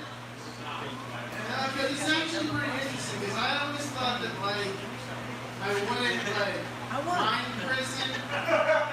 Like, not because I'm, like, hard or anything like that. It's just, like, I feel like everyone in prison's afraid to get raped. I just feel like I want to take it seriously enough where people just wouldn't want to rape me anymore. Like, seriously, like, if I was getting, like, gangbanged by, like, 2 or 3, like, guys, and one person was, like, taking me from the front, the other person was taking me from the back, just making eye contact, and the other guy waving his turn, and so I just started singing, "You got a friend in me. You got a friend in me." Play the song. He said if I was being raped by 2 guys, one in the front and one in the back, I'd make eye contact and just start singing "You've Got a Friend in Me." It's like, David Gillen is choking right now. this is the most basic rape joke premise, right? Like just equating rape with consensual sex. This is like one of the most basic. I was just curious to see what it was like. But yeah, enough of that. Ty, I don't think you've ever jazzed me before at this Josh Denny used to have that joke. If anybody ever started raping me in prison, I'd just turn around and be like, no, I'm raping you. It's like, okay. Usually, like, you know, you're usually working on material. What's it called? I always wondered that too, though, about, like, what do they do when they get a big fag in prison that likes getting fucked? Not only that, So he's criticizing him. Ty just told him, I don't know what's going on with you. Usually you're working on new material and stuff, but this is... Also, I do wonder about that, though. So Ty shit all over his comedy and then immediately started riffing on his premise. So this is just like where Ty farms ideas for shows now. Yeah, I had to jerk off after a guy pulled a gun on me, and believe me, it was worth it. Was it JC? see, guys, this is what we like to call dinner material. You think those guys haven't done a little time? They know what we're talking about better than we do right now. They're just like, we fuck people in your situation. We put knives to their throats, they came in their pants, and we were kind of into it. Actually, what's really funny is I have a straight girlfriend who, like, for the first. This is a weird thing. It's not her first time trying anal, but I guess it's her first time douching. And for some really, like. What the fuck? All my screenshots are being revealed. Oh no, we are really losing it. I did that thing again where I lost my whole screen. $10 what is it? And like came from Rite Aid and shit. Oh, and fuck. like she got it, and she's Jesus. like, super into it to the point where she's like, whenever I'm gonna have anal, I'm never gonna get this back. And they kind of like insulted me a little bit because I'm like, I didn't even do that. It's like, how's this bitch Fuck. not harassing her than I am? Are you a bottom, Penelope? Your top energy vibes, but I'm just a little baby bottom. Really? I always wondered, but I never thought to ask. Oh yes, there is a lot of cushion for the pushing, and there's too much for some. Will Strange is a bottom, and now Ty and him are talking about it.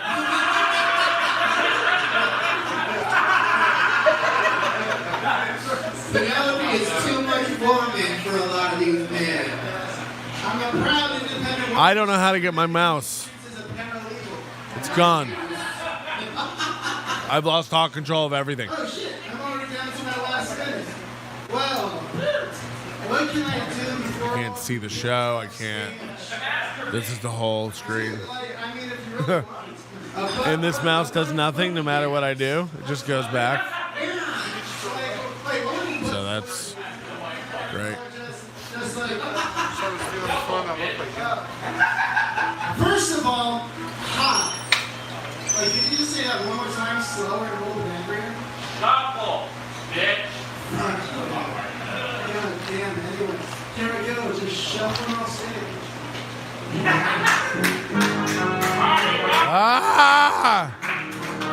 We may just have to end the show like this. We may just have to cry. Too close to partying with my band, Bill Strange. That's how you get banned from this mic, is trying to fuck with Alan Chow. Chow is fine. I don't know. I can't. There has to be a keyboard shortcut for fixing this. I zoomed on my Mac and now I can't unzoom.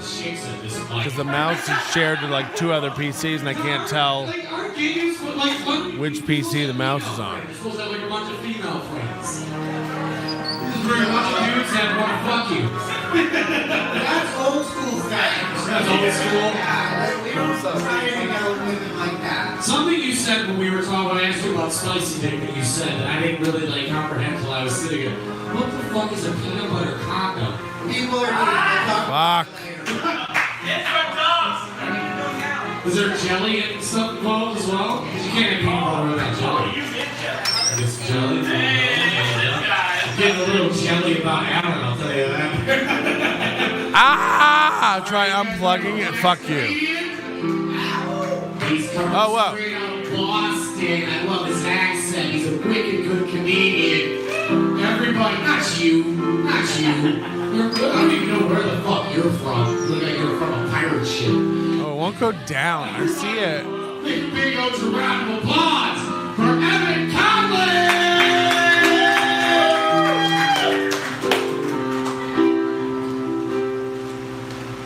How's it going, guys? Let me try this. My name's Evan, or I don't know if you guys are on Instagram, you may know me as Stairway Evan. Or if you're a hot girl on Instagram, you may know me as Block User. It's weird. I have girls on Instagram. This is crazy. And then they had a baby, and now they just share pictures of their baby. I can't even turn this garbage off. I want to see your boobs now more than ever. I want to see your boobs now more than... This is garbage comedy. I said I want to see your boobs. It's like, oh, God. Now I see what these girls are bitching about. She has tattoos, and I like girls with tattoos. It shows they're not afraid of it. Fuck. Or small things poking them repetitively while they laugh. And she's a hard worker. I know this because I've been on an app called Grinder. Her clitoris is gigantic. How big is it? Almost 6 inches. And her ovaries just hanging. It's nuts.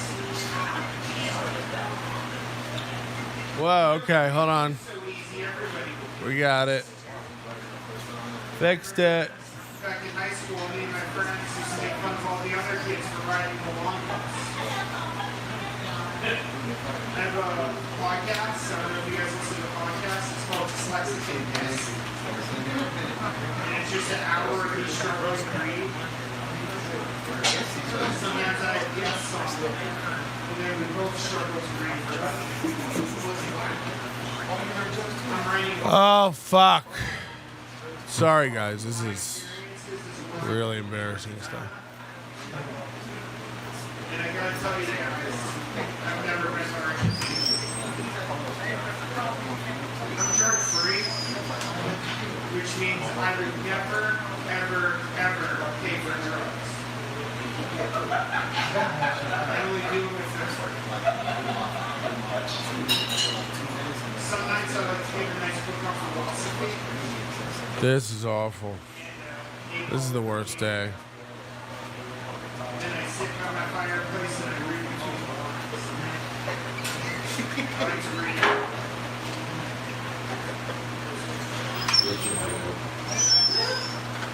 Oh, you're supposed to go in front of me.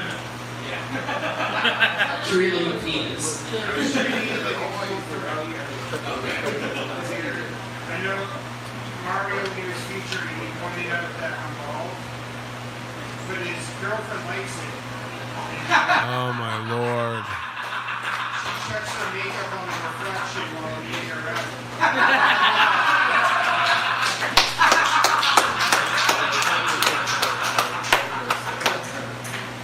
Or that at the roast battle on Monday. Yeah! Woo! Going up against the only other guy white enough to get sunburned at a roast battle.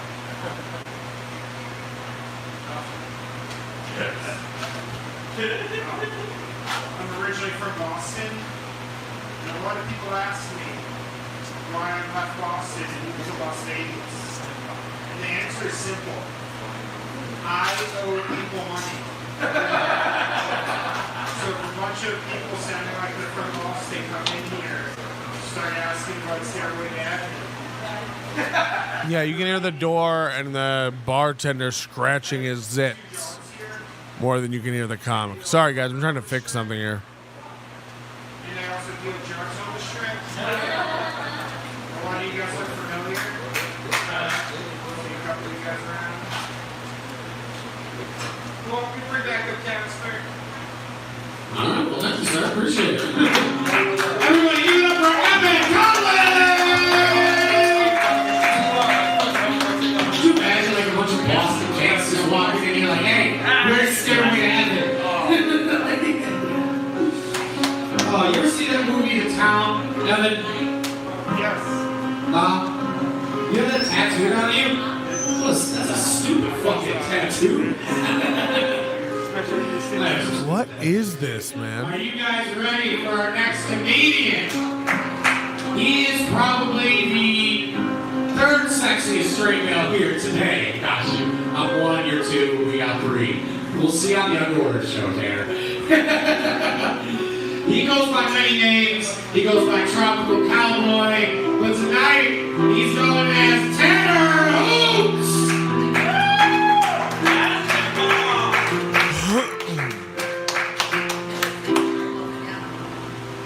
Fuck, my whole world is ruined. Just get faker and faker every year. I was hooking up with this one chick, you'll never believe this. A fucking dick popped out. What? The first girl I've ever made come, actually. What the fuck? This is like, Pretty hard. girls are getting crazy. I dated this girl, her dick popped out. Throw the pig skin. We like to go to the park and throw the dick skin. I like the vibes. I didn't think anything was that weird until she started driving me around. I was like, wait a second. Good driver. Hold the high five. This has really pissed me off. I have no control over this system now. I just want to hang out with the bros, you know? I just want a big hangout. I think what I really want in a girl is just me. I don't know. Yeah, you know, there's a lot of wokeness these days. You know who's not very woke? Is fucking dads, right? Dads. It's a good point. They're just like disappointed all the time. Dads aren't woke. They're disappointed all the time. Because disappointed is the opposite of woke. You're 4 times more likely to kill yourself. Maybe it's because we actually have the dads around that disappoints.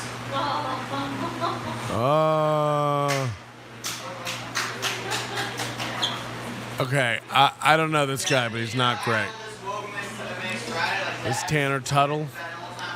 Again, these are people who like constantly are on flyers, like doing shows. These guys are like,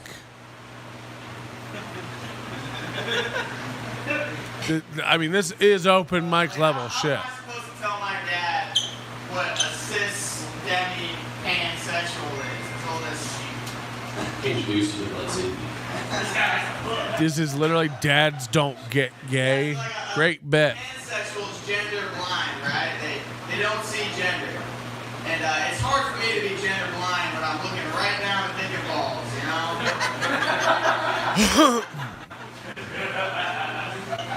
There's a demisexual. So demisexuals, they only have sex with people that like emotionally invested. Oh, I thought they said this was Tanner Tuttle. But a demi's just not a whore.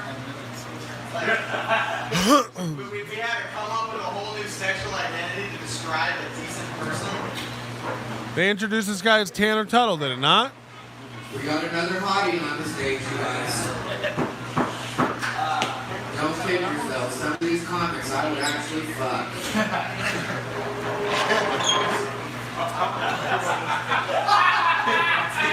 This is the creepiest open mic in Las Vegas.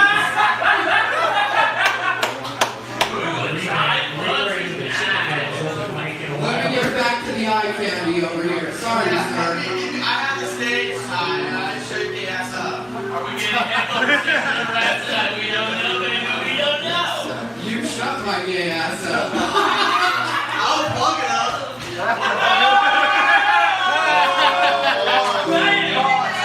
Works for me. You're flirting now.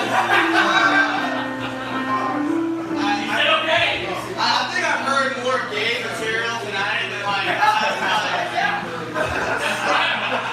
going off. Alright.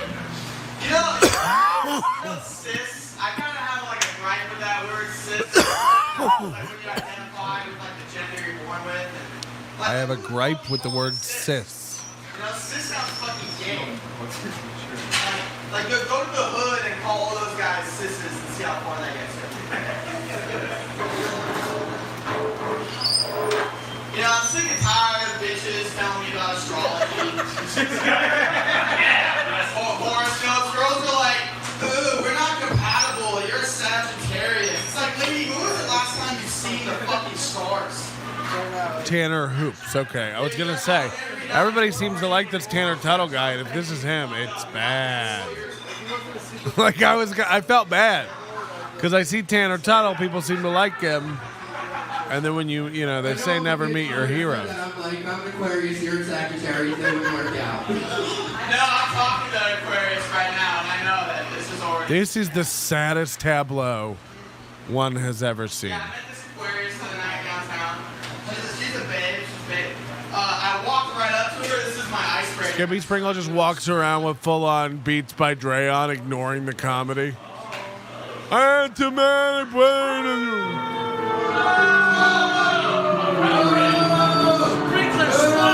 Everybody make some noise for Tanner! No. Ty always has to run over and fix it for him. He still didn't win, but it was a good effort. Nobody can figure out this time. Like the reverse of this could work. Tanner, me and you should run a mic and give away money and see how many women we can come up and get on the stage just to hit on us. Exactly, it would never fucking work. But every comic comes up and they're just like, Ty, fuck me. I'll put together a dream team for you guys. The Cream Team. Cream Team, I love it. Oh, God. Okay, are you guys ready for your next comedian? He's one of those cis males that our last comedian was just talking about, so if you're curious, don't worry, I'll tell you about it. He is a staple of the Vegas comedy scene. Skippy. Everybody give it up for Not My Uncle, Bunsey. Oh, is this the barbecue guy? I'm just trying to get to the restaurant. We got a world-renowned chef.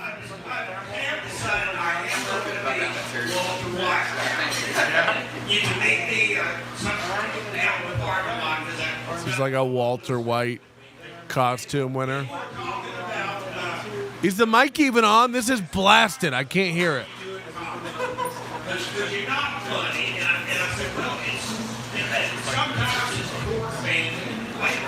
I mean, we can't hear it at all. And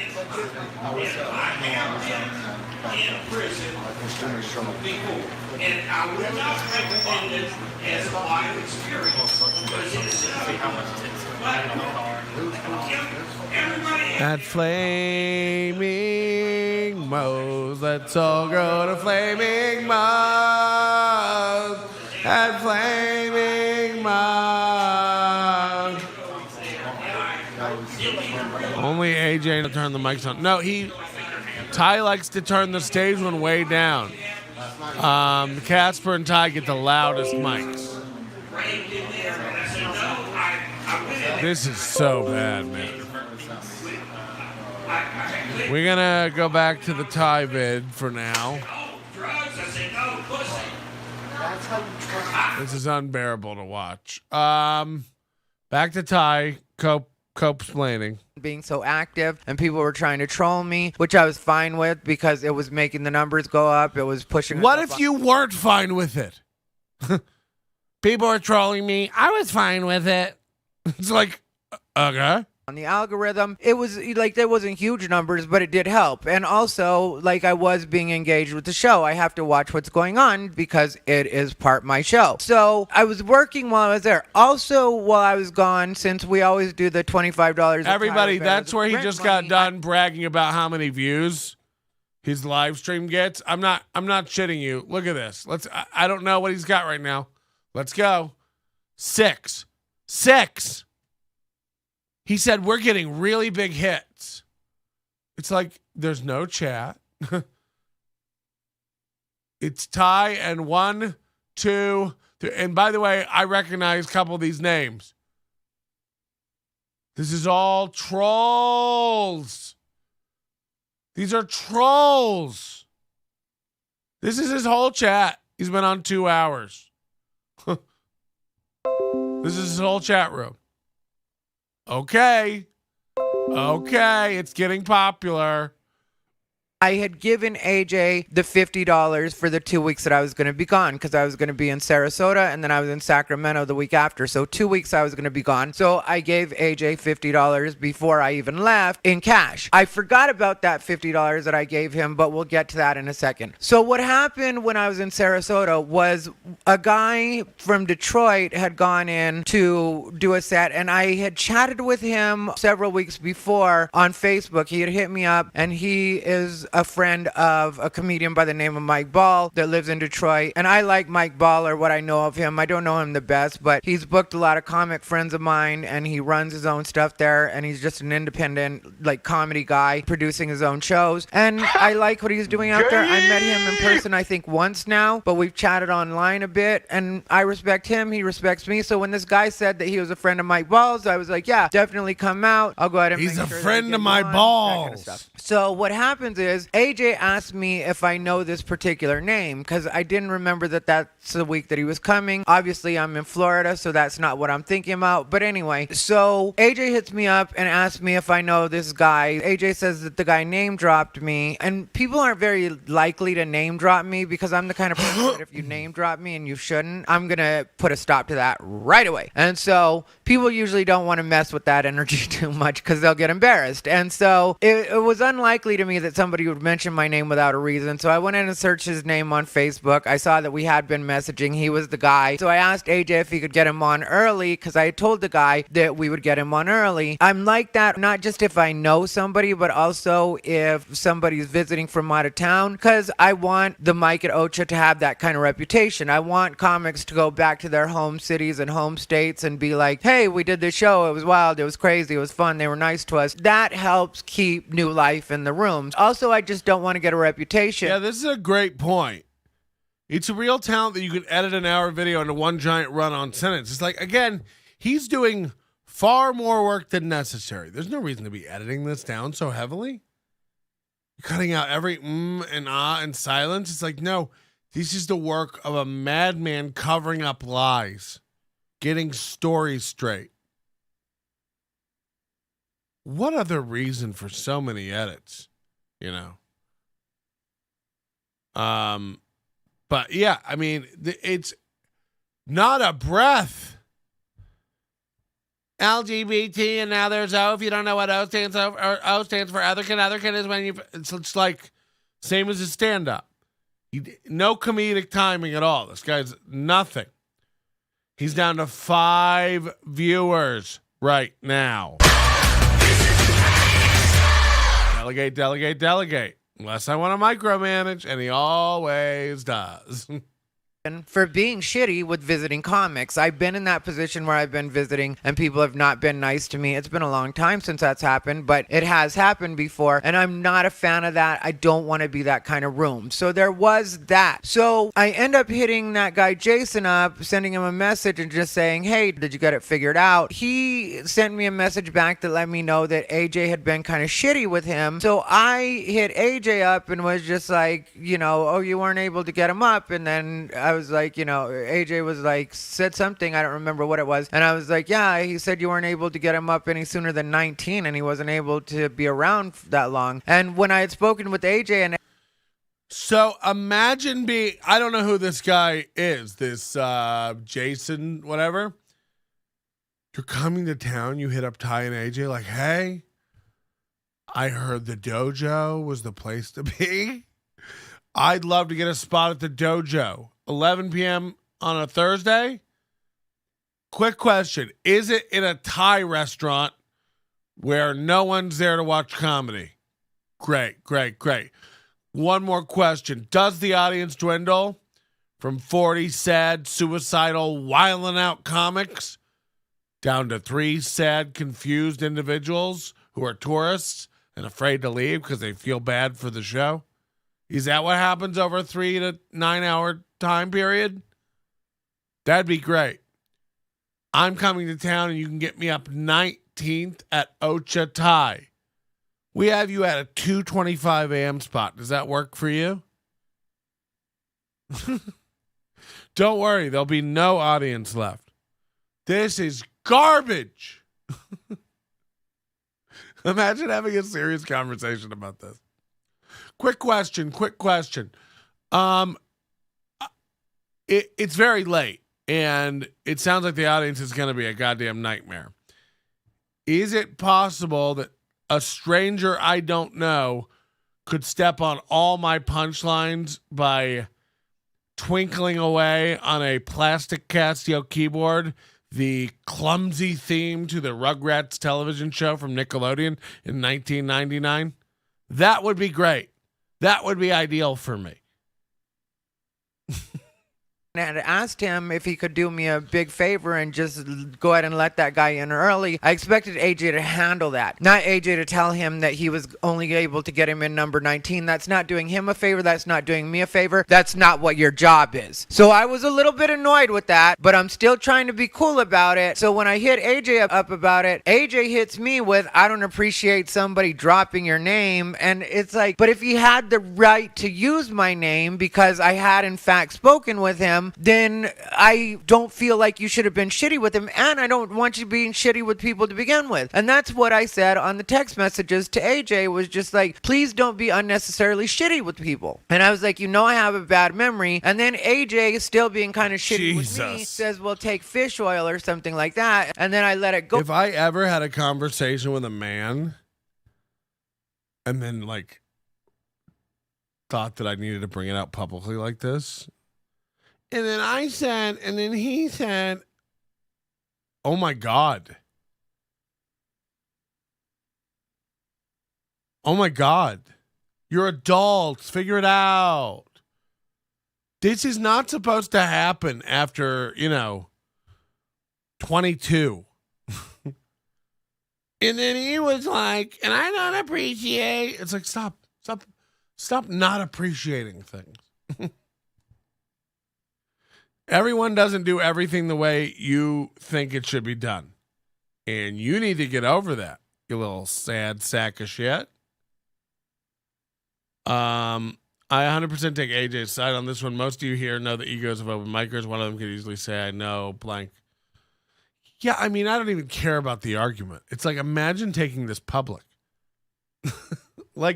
Imagine thinking people are going to want to see the receipts. It's like, they don't.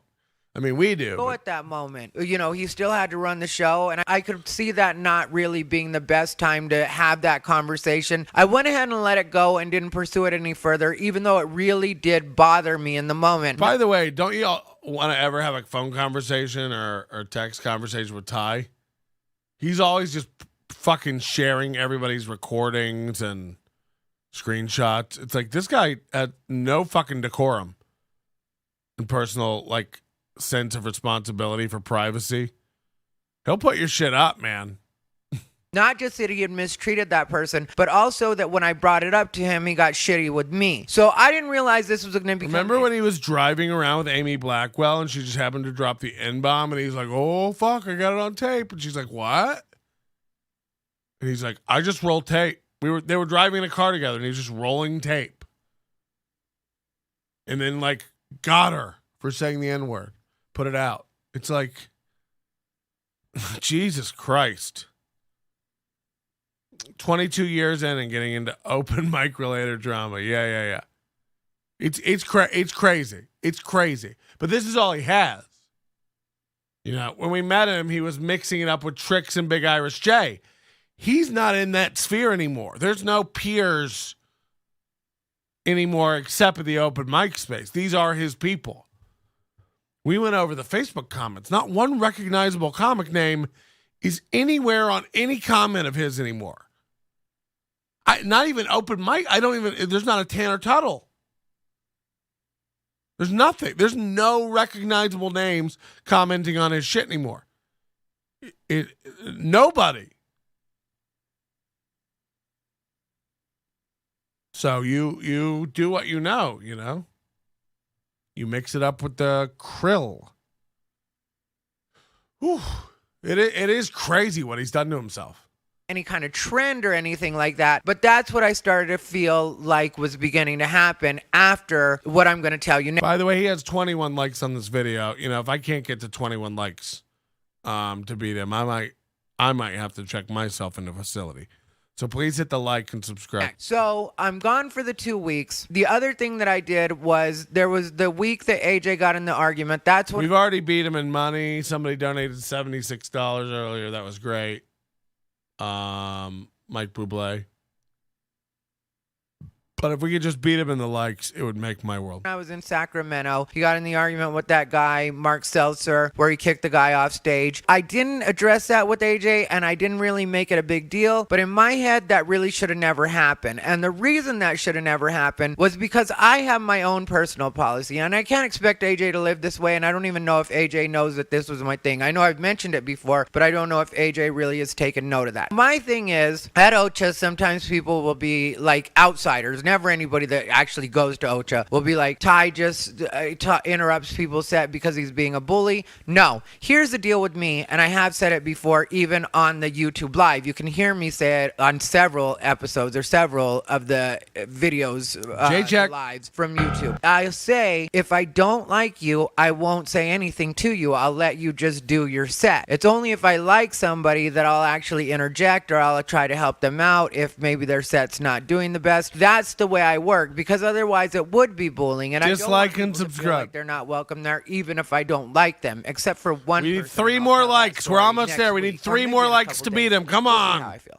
Anyway, AJ legitimately didn't like this guy. It was obvious he didn't like him. So it wasn't really coming from the best place, and I think that's why it turned out. You can do I didn't make it. a big deal of that. It still was content. celebrate. And I was like, let me go ahead and use this for promotion. That video ended up getting 2,500 views. It had everybody talking about us on Facebook. A lot of people talking about us on Facebook. And it wasn't the worst thing in the world, and it still was promo. And it's like they say, you know, all publicity is good publicity. So I'm not going to act like I hated the situation. But that was a lot of editing for me, because I had to go back. I had to go through the long version. Then I had to edit in the stuff that Trevor James had sent me, which was the footage that's like closer. I also had to record the commentary and talk about, you know, the fact that Dee had won that week, and I think Naomi Starr had won the week before, and how well they had both done in their respective weeks. And so there was a bit that I had to talk about in there that also went with it for promo purposes. And so that took about 6 hours. Editing isn't an easy job, including the uploading, which usually takes about an hour, depending on the connection that I'm dealing with. So anyway, so there's 6 hours right there. Free Then Wi-Fi like I at said, the fact library. that I had to be up from 2 a.m. to 5 a.m. and take a nap in between, like my show and Ocha the week before while I was in Sarasota.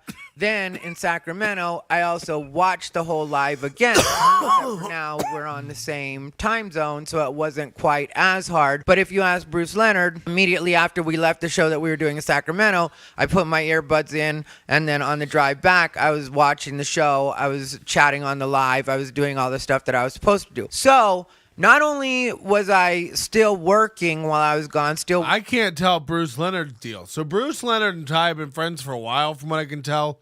Bruce Leonard's Ty's current opener.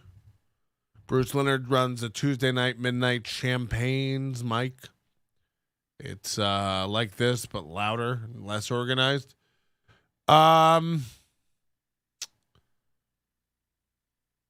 Listen. I don't know him. I've seen him mixing it up with AJ. They seem to be okay together. How will this shake out? Who will Bruce side with all that stuff? We should have a NLO All-Star show at Wise Guys. They'll do it. They're dark most of the week. They're happy to put on shows. So let's go down there. Dislike, unsubscribe, and write a hastily angered email to YouTube. So who could we get on? We'll do a Nobody Likes Onions show. It'll be me, Earl Skakel, Jay. I'd like Casper to be on it. I'd like AJ to be on it. Angie Crum. I'll pay everyone, by the way. I'm happy to pay everyone. You know, I want people to be happy. Have a good. Oh, Alex, sorry. Didn't mean to leave you out. you know.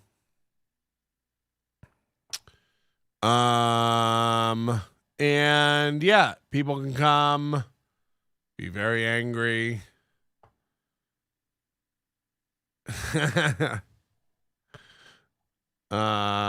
Delilah, fuck yeah, we'll get Delilah.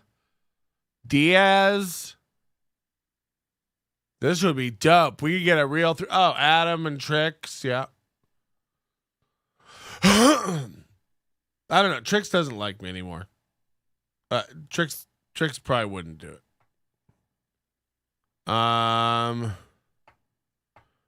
So yeah, I think it'll be great. We could probably get $20 a show.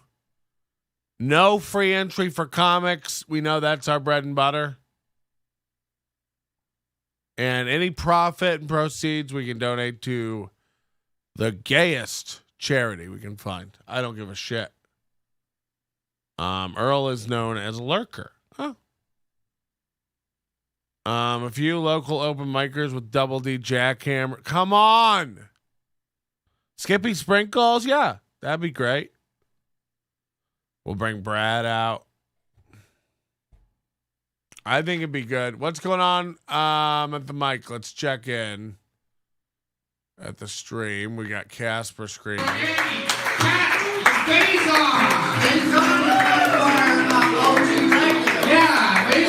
right.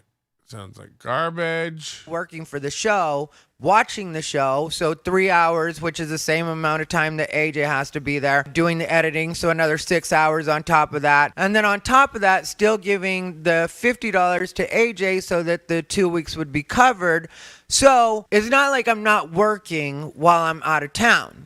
So yeah, I am out of town and AJ is physically there, and I do respect that he's physically there, but I'm still working for the show while I'm out of town. So I get back to town the following week, obviously, after Sacramento, and that was my first week back. And so me and AJ are talking about the show afterwards, you know, after we do after we do Ocha, we're talking, and I'm just thinking in my head, I hadn't remembered that I'd given him the $50, and I was just trying to think, like, do I owe you any money, is the way I was thinking. And so AJ brought up, you know, the fact that I had given him the $50. So he was like, that was covered. And I was like, okay, cool. And then, like, I'm just doing math in my head and I'm doing it out loud. So, you know. Dear God, can you imagine the beads of sweat? And I was like, okay, so I gave you the $50, so that's $25 for each week. I was like, and then there was like the money from those weeks that we got from Ocha. And like I said, I'm just thinking in my head. And then he interrupts me. And in this tone, he says, yeah, and I put that money into my gas tank. Okay, well, I don't know why you're getting shitty with me right now, but it's like 2 a.m. We just wrapped up doing the actual mic, I know why. I wasn't in the mood to argue. Nobody told you to take my money, and it was a minute. It's because you treat people like they owe you all this stuff. You treat people like they have to do things for you. You don't understand the value of labor. You don't understand the value of skill and talent and time. You're so used to snapping your finger. Honey, all your little sycophants left you. Ryan Barassa isn't running you around anymore. Andrea Vikramson figured out your shit. AJ figured out your shit. Casper will figure out your shit. Delilah figured out your shit. Jack Slammy figured out that you're shit. Trey's Mala figured out that you're shit. You try to take over people's shit. You treat them like garbage. You don't pay them for their contributions or even make them feel gratitude. You know, nobody's getting rich off this stuff, but you can make people not feel like complete garbage for, you know, the work they do for you. So, yeah, I don't know what to tell you. First of all, I doubt he bowed up at you for nothing. You're a moody little cunt. Minuscule amount of money, so I'm not going to pretend like it was money I was counting on or money that I needed or anything like that. But if you do think about it, with me still working, there's no reason that you should decide that you're just going to take my portion of the money. If I decide to do that, if I decide to say that... So he keeps saying, I was working, even though I was out of town in Florida doing my own stand-up shows, I was still working for the open mic. They consider this a job. Remember, they have business cards printed for this. Insanity. He stole this from Delilah three months ago and already has business cards printed up for this profitless piano lesson. This is fucking nuts, man. He had no right to get gas money to do a show. It's like, okay. That's what we're going to do. That's one thing. But you should not, on your own, make the decision that I'm not getting my money without even telling me and just put it in your gas tank. And then on top of that, have the nerve to start talking to me like I'm your petulant wife. I am not your wife. I'm not your girlfriend. You don't talk to me in the tone of, yeah, and I put it in my gas tank. Okay, broke. I'm not trying to be mean, but there's no other reason for you to get that defensive about what would have been $34. So, I just let it go, though. I was still willing to be whatever about it. I mean, like, because I told him in the moment. He's so good with words. I was still willing to be whatever about it. It's like, go on, Hemingway. I was like, yeah, because I got like slightly annoyed, in the moment right back and was just like, yeah, I wasn't worried about that. I wasn't asking that way. I'm just trying to make sure that I don't owe you any money, that you're not short. So while I'm trying to make sure he's not short, shout out he's to pissy with Susan me because he knows he shorted me. And yeah, in the moment, I didn't really think about it that way.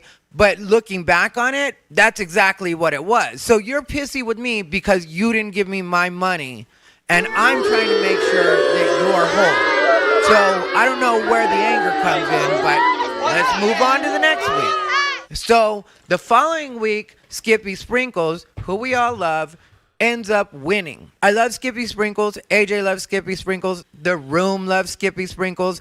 The entire Vegas comedy scene loves Skippy Sprinkles.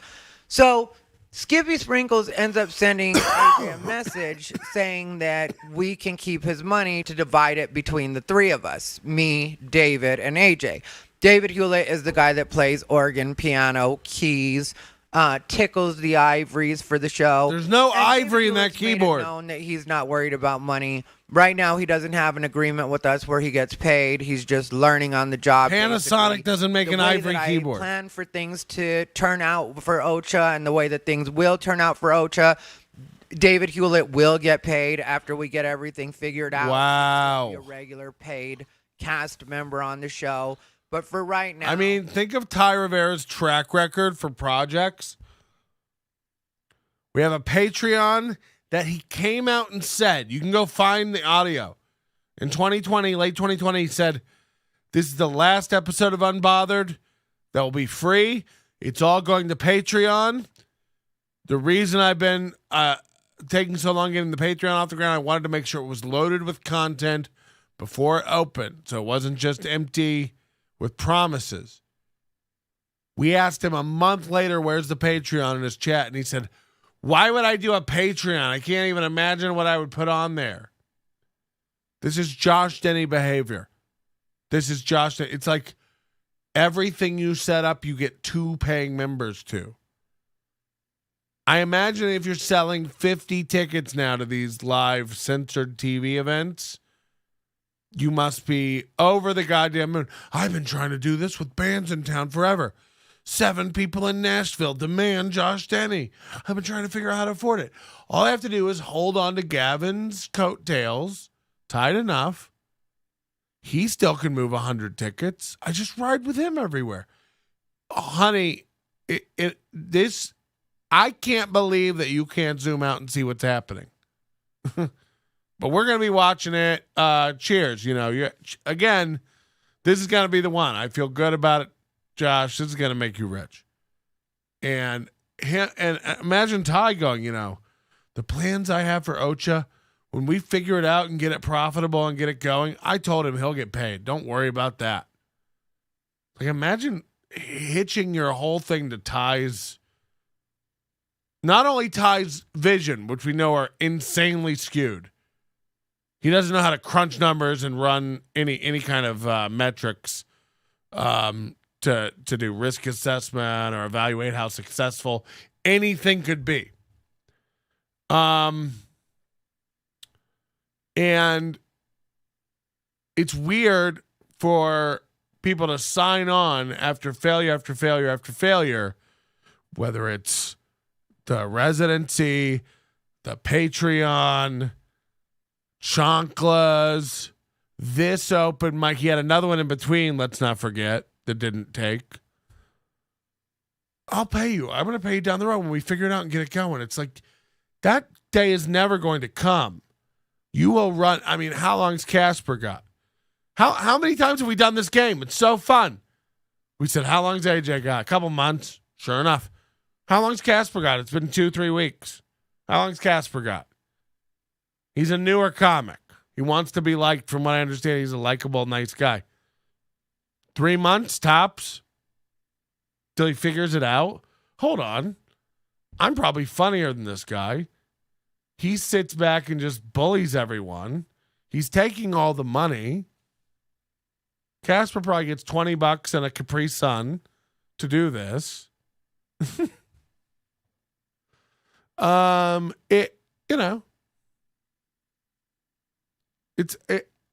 feel bad about it. It's very weird to watch a guy promise once he gets it all organized. It's like you've never gotten anything going and organized in your life.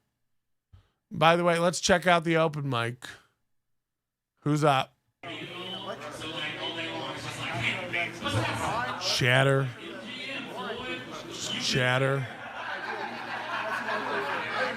I hear full-on conversations. All right, let's get back to it. It's just not part of it. And so I put my money back into Ocha. Like anything I get from Ocha, I pretty much put back into Ocha, which that's the other thing.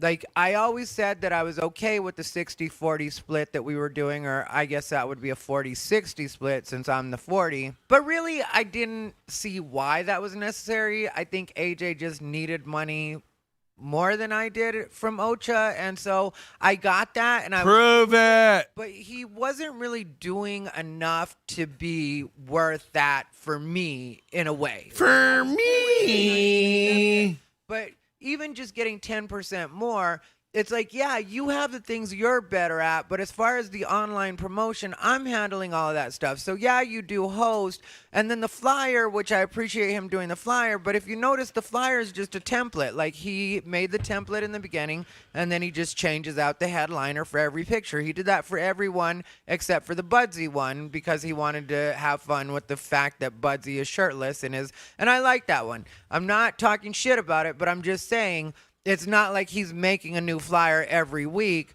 So justifying that doesn't really make sense to me, like why he would be worth more than me in the situation. If I had just come up with it on my own, I would have said just gone 50-50, because that way it just stays on a level playing field. We both get what we're supposed to get. And so I let him know, and I want to read you guys exactly the way it went down, just so you guys can know why it got on my nerves that he was saying the things he was saying afterwards. So preach it, girl. Message from Skippy, and then I sent him. And for Skippy's money, if you're all right with it, we can just add it to the pot and keep adding the extra $25 for 3 more weeks. Feel free to let me know thoughts, though. I'm open.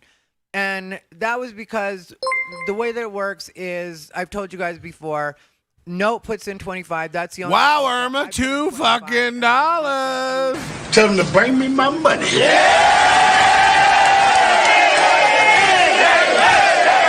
And so that was going to be the last week of that. Gracias, chingong. That Skippy offered to give us his money back. The other thing I want to mention is I didn't really feel comfortable taking Skippy's money, because I feel like that's almost like being bribed for a win, even though I know it was after the fact. I just wasn't comfortable with us just keeping that money. But you did it immediately. And then let's also factor in, when we're talking about money, the fact that I'm the one that bought the mics that we used. Those were $200. I got on Amazon. Whoa! Look at the mics he bought. The Oh, he always imagine buying the sponsored selection. The Phoenix Pro 4-channel UHF wireless mic, fixed frequency XLR, rack mount system. He's got 4 mics.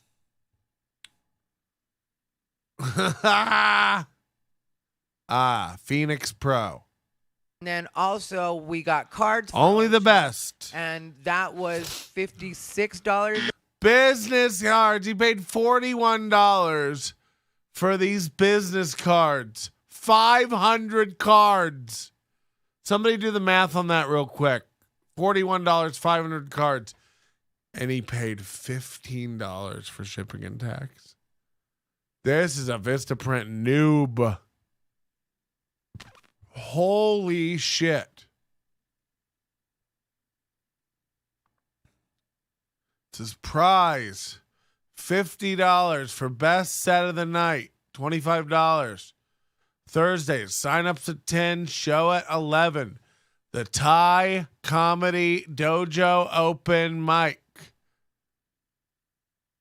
One-sided business cards these motherfuckers just made. Jesus Christ, is this cringe? 500 of them. Another 5 from Irma. Thank you so much, Irma. You know, what do I got to do? Suck off them areolas? You know, what is it going to take to get you to stop throwing money at me? I'll tell you the same thing I told Delilah last night. I'm not interested. I'm engaged. 8 cents a card. You should be getting stickers for 10 cents. Maybe not in this economy. Imagine paying 8 cents a card for these one-sided wonders. Unbothered sign also came from Vistaprint. No, it did not. No, it did not. It'd be straight. That he 100% did with glue sticks and construction paper. Come on. Don't be weird about stuff like that, okay? I think, and I paid for all of that. So $256 of my own money that I've invested in Ocha. Also the $25 every week. He keeps the graphic of the card up. It's like, what is this guy doing? Making it for some weeks where I either lose a little bit of money or just break even or make $3 or $4, honestly. And so AJ's investment $3 or wasn't $4 necessarily the heftiest, but it is what it is. And Skippy did say for us to split it between the 3 of us, but I did assume, and I shouldn't have assumed either, that AJ would just be cool with putting it back into the pot because since we're running out of Robert Real Deal Martinez money, now we're out of it. Then we could add what 3 the more fuck? weeks because Skippy had $175. Who now? And so it would have been $25 each week. Like I said, David Hewlett. Susan Jones. Jesus. I told him. Motherfucking Christ. Money shower. Hey! Care that much about $25. But who am I to This is going to piss Ty off. I'm like, pockets? Anyway, you've all done enough. sends me Thank you very back. much. I hate We've to made say it, but I could really $93 use my tonight. $25 of the But you pot have to gives stop. me If you away. keep If it going- was 2 weeks from now, I would throw it I in mean, for sure. this is, And I sent back all good. again, I And then do sent him, appreciate we it, but should I talk don't, about you know, I'm Ocha. not living He's put what donut to donut. good stuff, I hope, fingers crossed. And you're then just going to I upset put, him. just You know, think about imagine money him watching situation, this not back sure how I'm tomorrow. feeling. And then he said, you think we should just ask for a guarantee? Oh, wow. And She I sent Susan back, said, I'm I don't know talking about Susan. the She money said that's because between he called us, me a like, the fat 2 white weeks I was has-been. gone. I was trying to figure Well, that let's get out, a look and at I ya. went back and you started to tell me how you had put what would have been my part. Thank in you your very thing. much, Susan. And on the one hand, I was going to tell you, you could have kept that, but it shouldn't be assumed. Both weeks I was watching and keeping up live Oh, chat. we gotta see even though these I wasn't texts. there. And then he sent back, I see what you're saying. I could have included you in that decision. I know you don't like to be kept out of things. I'm sure it's not about the $34 in total that would be yours, but rather just wanting consideration in the future, especially if you're trying to help out while on the road. Again, you And make then I this sent video back, about yeah, I about just don't think it would be $34. assumed It's that so I'm working on insane. my part. I appreciate you. Oh, doing come that. on now. But editing isn't an easy job either and takes literally hours. He sent back cool. Irma, I want $7 to build it and have to figure for out a how new to talk to Note about donut. Richard.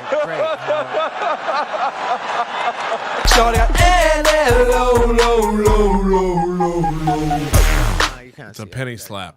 Thank you very much. So I had a tattoo. Oh, done we're at that day. I wanted to get my $100. tattoos Okay. done That's great. because Nice obviously round my number. tattoo guy is working in the day, so I had to be there at noon. So that means I didn't sleep the night before, because this is the day after Ocha that we're discussing this. Ocha happens on Thursday. This is Friday that Yeah, I we didn't have this notice what you were doing. I get it At now. about 5 p.m. So I had been up for a long time at that point. And so I'm getting ready to go to sleep. I end up falling asleep after he asked me, how are we going to do that?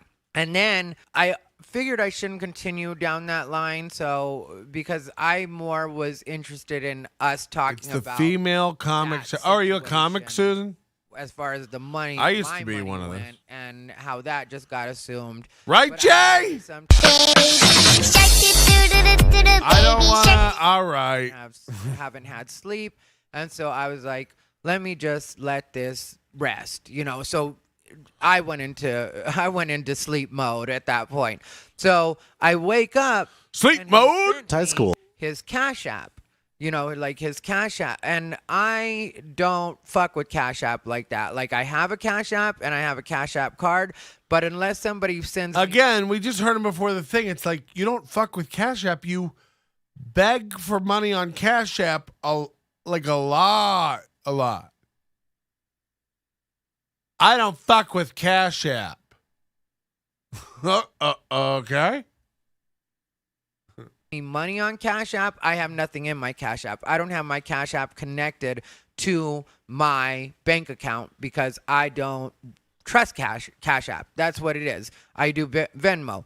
But I'm also annoyed because he sends that to me and then he sends it with the text for that $25, which I'm starting to get annoyed because it's like, how bad do you need this $25 that you're sending me a Cash App? And plus, nobody ever... By the way, some people need it. Some people need it. It's embarrassing, like, when you do need $25 to have to, like, go to someone and be like, I really need that today, man. These are people who are hanging out at a Thai restaurant at midnight on a Thursday. They need the $25. You need the $25. You've moved twice in the past year because of budgetary concerns. You're texting around to friends to beg you to let them live in spare rooms. They're lying about people already having spoken for them so they don't have to let you stay there. You got hauled away from your old apartment complex, allegedly, by the police for making a scene, screaming, racism, racism. You're raising my rent because you're racists. Like a little flaming twink spiraling out of control in the night. So you're running around calling everybody broke. Times are tough. People aren't working. Gas is expensive. He's running around hauling shit for your shitty little ego, Mike. Yeah, man. Like, get your head out of your ass. You're broke. Don't make him feel less than because he needs the fucking money.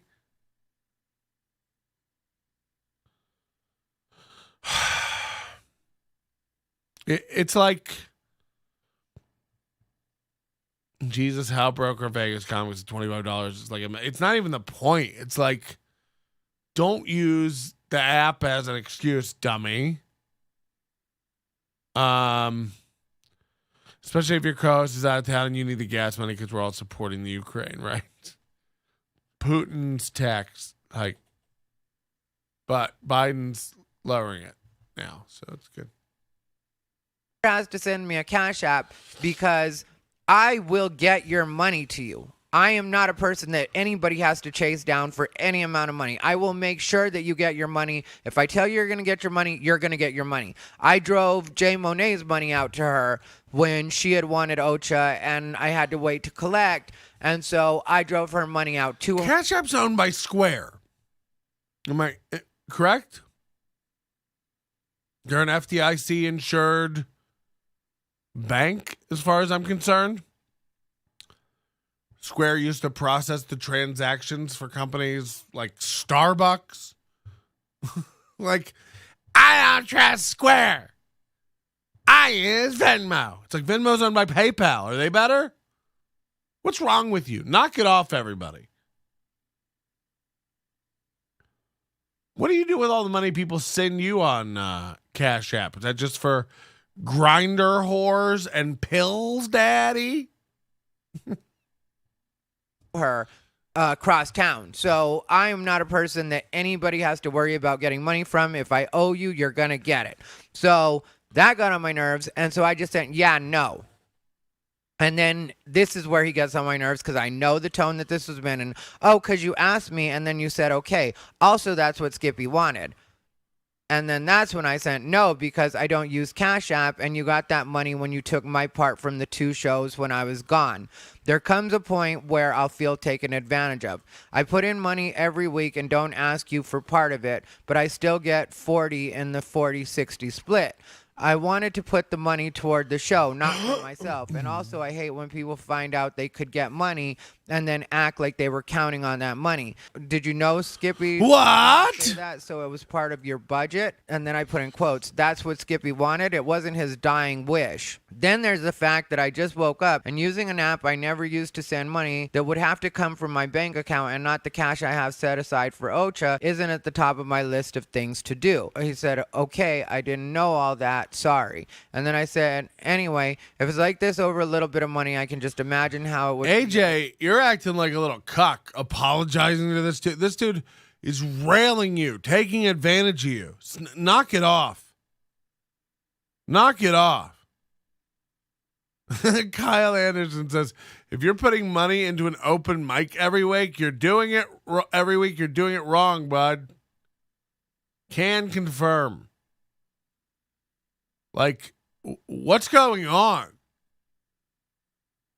This bar is giving you 100 a week, 200 a week, 350 a week. Nobody told you to go out and print business cards. Get your head out of your ass.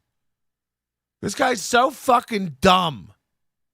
I'm gonna get business cards, 500 business cards. What are you gonna do with those? What are you gonna do with those, dummy? No, I'm actually asking, what are you going to do with 500 cards, stupid?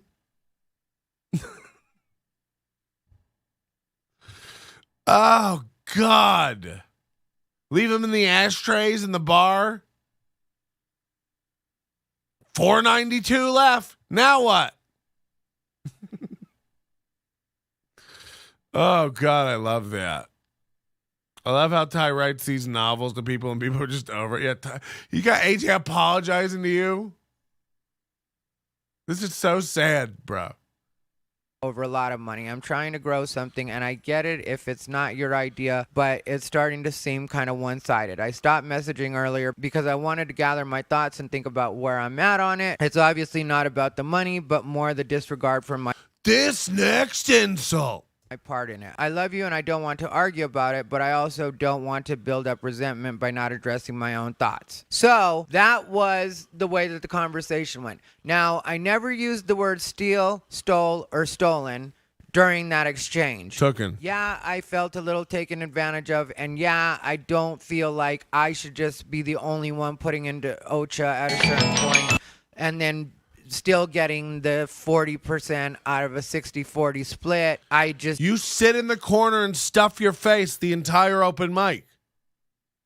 You go up at the beginning, ramble through some sassy insults and racism, and then you go hide in the corner and dish out the dirt when it's safe from sitting down behind a stool slurping down pad CU. You know? It's like, it's feeling pretty one-sided. It's like, it is? Maybe because you always have your back up against the wall. And that's one side of the room. 3-paragraph response, and he's just like, okay. Yeah. This, I mean, come on, man. The gall of him to be like, it feels pretty one-sided. It's like AJ does everything. And AJ's apologizing to you. Okay. Ocha. Just don't feel like that was all adding up for me. And I don't think it's okay for you to decide. 4 viewers on the Thai live stream we're down to. Let's check it. Whoa, look at those eyes. 4 viewers. Let's refresh it. Zoom out. Enhance. 6 it says on mine, probably because we just refreshed it. Is it over? Because they had 9 comics already? Yeah, look at this. The laptop's gone. It's over, huh?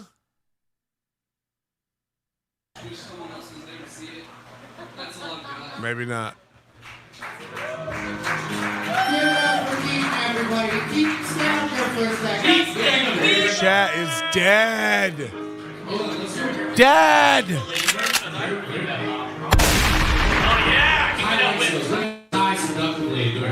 How old are you?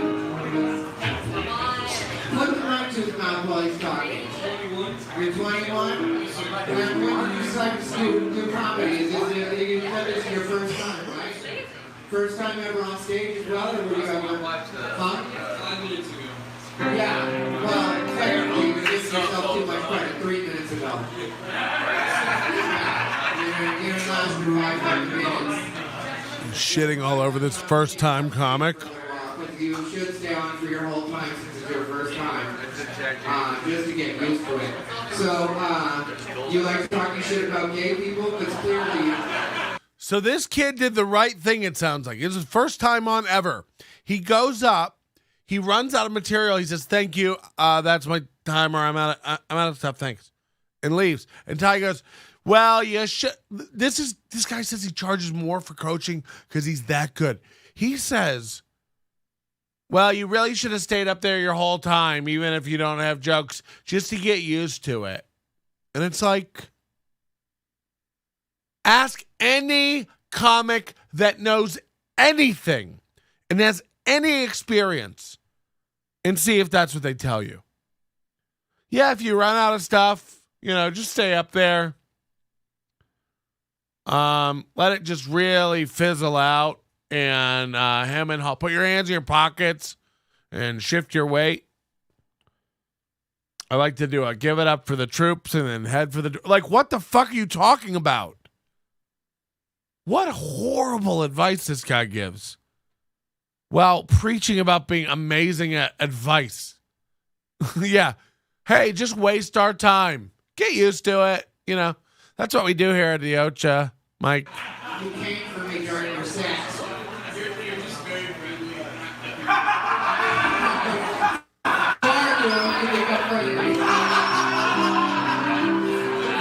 You these guys who never know me are fucking dying in the head. They're like, yeah, you're not friendly. All right, yeah. So, you're going to be coming around doing some of the open mics or what? There's a lot of places to get up. You're actually... This is called grooming. So you're a new guy on the scene. You don't know anyone. You don't know who's done what and who's good and who's bad. You're going to be on the scene. You're a new guy on the scene. Oh, you're going to be around? Great. The advice of this dope, if you ever run out, just do some Bernie Mac. Let me tell you about it. The Bernie Mac show, that sitcom, was actually pretty funny. We're going to watch every episode of that one day, live on the show. I need flaxseed now. Constipation. Is that code? What is that code for? This poor kid. Grooming. You're funny, but you need to hold the mic to your mouth so people can hear you. Pretend like you're... He's blaming him that people couldn't hear him on his mic. Something to fantasize to. I mean, if this was a woman and a straight dude doing it, it's sexual harassment. Hold the mic up there, close to your mouth, and give me something to fantasize to. You mean about? Get your prepositions right, you piece of shit. Give me something to fantasize to. Imagine saying that to a female at an open mic. As a straight dude, like, hey, next time, honey, hold that mic up close to your mouth and give me something to think about later. Jesus. Not in Thailand. This is all fine. If you need private lessons, I can show you afterwards in the parking lot. I mean, this is straight up sexual harassment. If you need private lessons later, I'll show you in the parking lot. Is Ocha aware of this? This is blatant sexual harassment. Holy shit. Conjunction, junction. What's your function? Hooking up twinks and blowing them in the parking lot. All right, guys, that's Keaton's time right there. Give it up for Keaton. I love after sexually harassing him, just no reaction from the crowd. He's like, all right, well, no, on the blowjob in the parking lot. Literally, he just did a walk me to my trug live. We just saw a trug walk proposition. That was no different than walk me to my trug. And if you don't know what walk me to my trug is, you know, you ooh it stuff. Round of applause for Keaton. That was very impressive for the first time. Tyler really wants to fuck you. You're good. I've been doing this for how long? And they still didn't get it.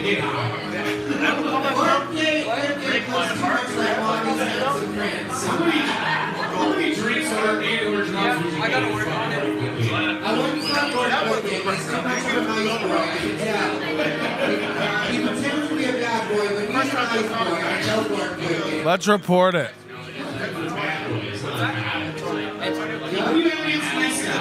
Everybody go report their stream, sexual harassment.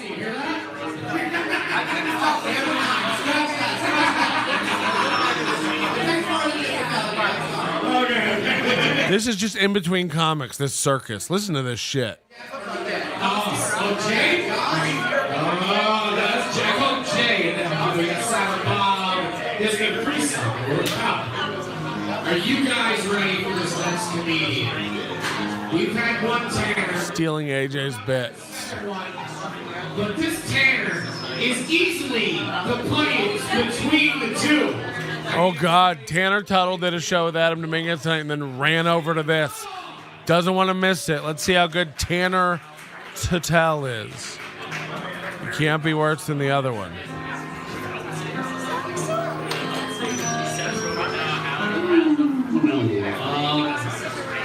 Tanner Tuttle.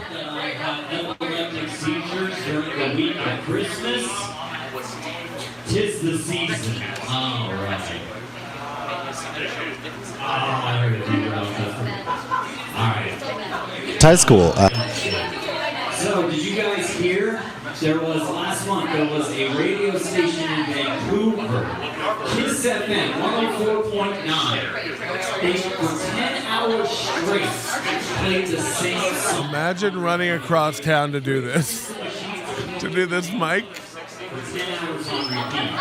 The reason was Tanner finishes a pro show somewhere and then goes, man, if I go home and go to bed now, I'll feel great about myself. I better head over to Ocha Thai and bomb it up. Literally ran over there to not miss this mic. You don't know how hot it is over there, man. There's half a dozen people having conversations with their back to the stage. It's pretty good. It's pretty good. I'm going to head over. So the other DJs were doing this as a form of protest for their fallen friends. They got more listeners than they ever do because of it. They had people calling in to be like, to request something. Like, hey man, what do you want to hear? They're like, anything else. Just let us hear anything. This is going great. They're like, you want anything else? Like, please. Like, all right, we got you. We can take care of that. And they're like, so what's going on over there? And something happened. You just bam, bam, bam again I'm at a loss for words on this shit. Of the lines. And it was just like, it's a cool form of protest, I thought, to just keep doing something on repeat like that. You're gonna get paid once it becomes what the vision. It's like, okay. So Kiss FM 104.9. Like a few days ago, they played the same. Irma, it's $26 per commercial on this show. You want to advertise your Etsy shop or whatever the fuck? We do $26 ads, flat rate. The reason behind this was because they found out. Half of it goes to Skippy Sprinkles, half of it goes to AJ. So they were doing it as a form of protest. I get none of the money. I keep putting money into this show week after week after week. How much is a podcast supposed to cost? Because this is breaking the bank. You know, I rent all this stuff. These lights and this wood is not cheap. So what's going on there? Is something happening? Come on, man. Come on, man. Come on, man. And they just played it again. It's like it's weird that they didn't get the fuck you, I won't do what you tell me part at the end. The fuck you. Starts playing. I mean, this is, hey, everybody, what do you do if you sense a bomb? You know, back in the day, a bomb was coming in. Dum-dum-dum, dum-dum-dum, dum-dum-dum. There was a turtle by the name of Bert. They used to play this and tell you what to do. Very alert. When danger threatened him, he never got hurt. He knew just what to do. He Duck and cover. Duck and cover. He did what we all must learn to do. You and you. Duck and cover. Incoming bombs. You got to duck and cover, right? Common sense. So everybody look for a desk or a table or door frame you can get into. Because, whoo, I got to get down there in a tie. I know it's the end of the night and I'd be last on the list, but that's the sweet spot down there at Ocha Thai. Everybody's left. The bar's empty. You know, look, the bar's empty. The customers here finished their meal hours ago, but can't get up to leave. Nobody wants to go to the bathroom because it's like behind the stage. Skippy Sprinkles is passed out on the floor doing whoop, whoop, whoop, whoop, whoops because he's had too much sugar. A la Buster from Arrested Development. This is crazy.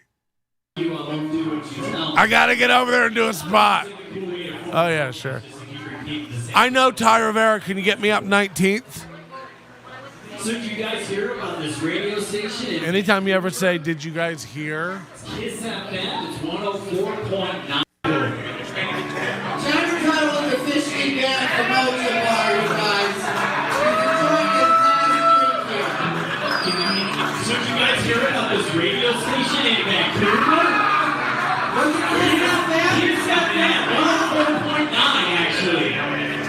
So at the end of last month, they played the same song all day for 10 hours straight. They played Raging Against the Machine, Killing in the Name of. So what happened was, 2 of the radio DJs got fired and let off. So the other DJs were doing it as a form of protest to support the fallen DJs. And you know what? They actually got more viewers than they usually do that way. How do you have a bar in Vegas with no pussy in it?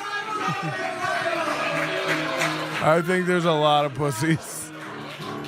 Did you guys hear about those radio DJs? There's so many people in the back lining the walls. You don't know. We try to keep the tables clear. Remember when he said that at the beginning? Like, guys, we're keeping the tables clear so that it looks empty, but it's not. Exactly. Did you guys hear about this shit? If they missed the word, let us know. I won't do what you told I love the commitment.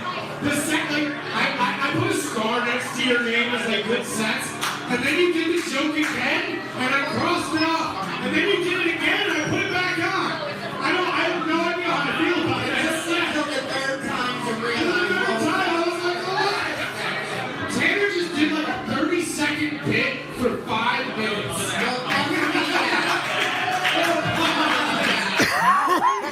He's a real master.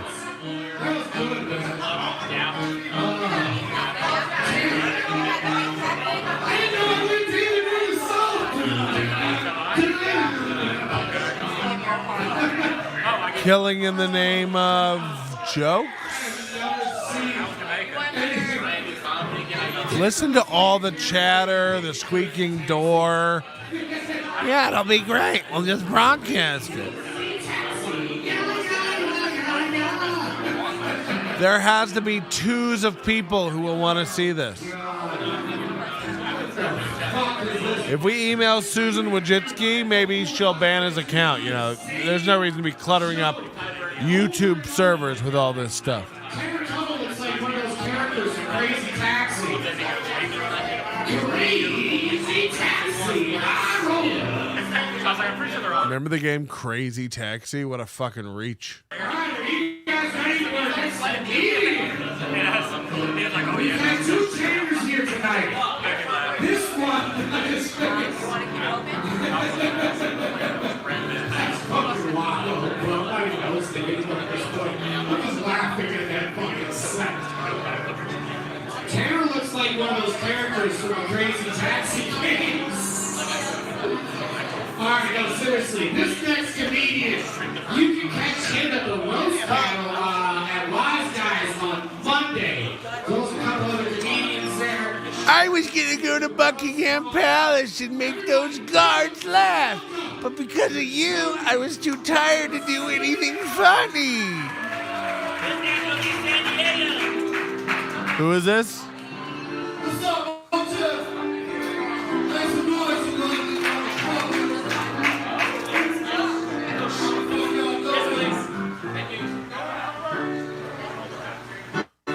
Unplug the keyboard. Unplug the keyboard. Y'all not together, right? Is that your girl? I didn't think so. She makes me fine to be with you, motherfuckers. How you doing, man? You want a real man, so let me The old she's way too fine to be with you. Crowd work. Hey, man, what'd you do last night? I waited up until 1 a.m. to go do some crowd work in a restaurant. That's damn sure. You got a boyfriend? Casper just told somebody he was next. Comics don't want to be on camera anymore. Like, they hide behind the camera because they know they just get roasted by us now. Man, I can't be seen. And by the way, you should. I'm sorry. If we catch you at this open mic, things aren't going great for you. Here we go. Real shit, on some real shit, no bullshit. Ty is a great person. He did some real shit for my wife. Some real shit, he did real shit for Oh, Ty's great because he did some real shit. Don't worry, he'll fuck you over. on some real shit though. I want to get So this guy has 5 minutes at 1:20 a.m. and he decides to do crowd work and thank Ty. Fuck my jokes. I didn't even know I was going. Who is this? So I seen you two put that to the crowd like, hey, I'm a roast down. Ty's the shit, man. He really doesn't know my wife. I got nothing but love. He's circling back and repeating the same thing again. I know why you love Ty. You have the same storytelling style. But anyway, Ty's a great person. He did some real stuff for my wife. Yeah, you said that 3 times already.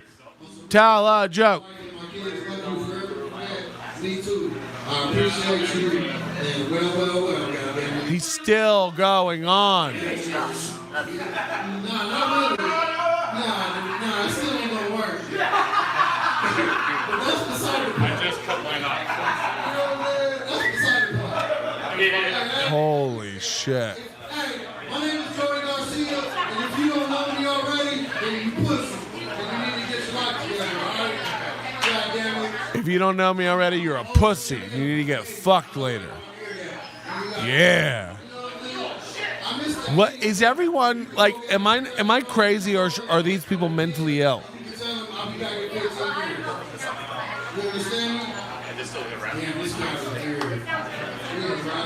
Did he just offer to sell anybody in their drugs if they want them?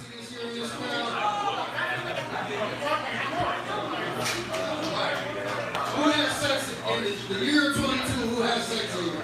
Yeah! That's like 1%, you fucking piece of shit. That's more than 1%. I mean, what is this?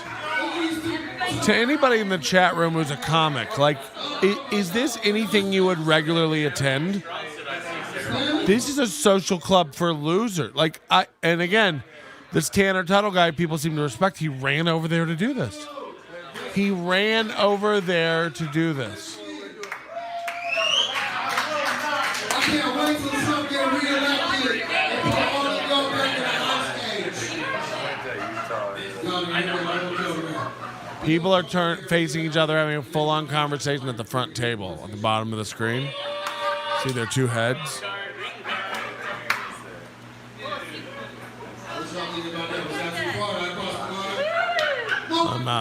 I'm out of beverages. We're gonna wrap it up soon, but Jesus. The open mic is crazy. You can watch that shit all day. Oh no, fuck. Let's go watch some more Thai. When it comes to $25, you act like that $25 is the most important thing in the world. And if it had been... It's like, again, I don't ever want to hear any of these guys who beg for money, for like Cash App donations on their social media all the time, to ever talk shit about broke ass, this, and like, that's insane. That's insane. So, like, you're constantly telling people to cash up. You've told people you wouldn't even acknowledge them in the chat room last week unless they donate money. It's like you're a desperate fuck. People want this. This light will guide me home. Old me or the less evolved me, the way that I would have handled that is when he said that he wanted to actually have the money that Skippy was giving him, the $25. What I would have done if it had been the old me was I would have said, okay, great. I'll take that $25 and now you only owe me $9 on the $34 that you kept from me when I was out of town. That's what the old me would have been, and I would have sent him back my Cash App and been like, get that tough love, Ty. $9 to me as soon as you have a chance. But I wasn't trying to be that bitchy version of myself. I was trying to be just a little bit more cool about it, and I was trying not to burn the relationship because I thought we were going to continue to work on things. I thought he would tell me how he felt about what I had said. We'd have a chat about it like adults, and then we'd move on. Because obviously, like I said, I wasn't worried about the $34. Wow. But if you think Erman about just $34, Cash Apped me, man. Also in relation to the fact That's that I crazy. had given him the $50 before I left, now I'm $16 short on the $50 that I gave him because numbers were down when I was gone. I'm not saying that's because I was gone, but it might have been. I don't know why numbers all of a sudden went up again when I went back, but that's what happened. So anyway, here I am feeling like I'm being taken advantage of a little bit. And I'm going to be honest with that. I mean, there's no situation in which you're being taken advantage of. He should have got it all while he ran it and you were out of town. The nerve of you little girl. Because, yeah, I will be nice to you. Also, the week before, he had left his wallet in Trevor's car, and he had said that he was walking, and so I told him that if he wanted to, I would go pick him up. I went out of my way, and I did offer, so I'm not making this seem like something he made me do or he asked me to do. I offered to do it, but I'm just telling you guys the kind of friend I am. I offered to do it. I went and picked him up, took him to get his wallet, took him back to the gas station so that he could get gas in his car, because his car had run out of gas. I didn't ask him for anything. He did offer me. He asked me if I wanted gas money. I said, no, I didn't want gas money. You offered him a ride? When you offer people rides, it usually doesn't mean they have to give you gas money. Asked me if I wanted anything from inside the store. I said, no, I didn't want anything from inside the store. So I didn't take... This isn't part of the story we need to hear. Again, for a guy who spends 8 hours editing a 40-minute program, he sure does leave in a lot of unnecessary shit and cut out a lot of breathing. Anything from him at all, and then here he is busting my balls about this $25. Also, there were different times that I took him out for dinner, and that happened enough times. Like, he knows that. Also, there were times when we did Ocha together, and I was in town, and I still told him that he could keep the money. So it's not like I'm not a good friend. It's not like I haven't Great. Nothing to do a podcast about that. All settled.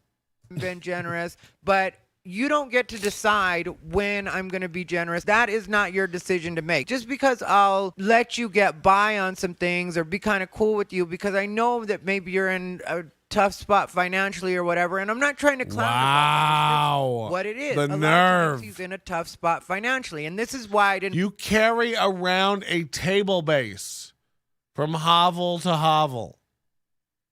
I just like the looks of it. Yeah? Well, you know what? The rest of us, we don't. I don't like the look of it. You carry around literal garbage. Like, I have a rug, a nice sofa. We saw it. It's like covered in cum and drool. I have a dog. Didn't want to talk about all this because I thought this might be a little bit embarrassing, and me as a friend, even if I'm not talking to you, I don't feel like that's something that I should bring up or throw in your face or talk about publicly. I was just willing to do the little cover story that I gave you guys the first time, and I was fine with that. I don't even mind if people got a bad idea from me or just assume the worst because it's me. I don't mind if people got a bad idea from me. Now he's giving you permission to have your own reactions to his existence. It's like, this guy is so fucking insane and self-centered. Like, he really does think the sun revolves around him. I don't even mind if people have their own feelings. It's like, great. I don't care about that. I'm willing to take that hit to not embarrass my friend.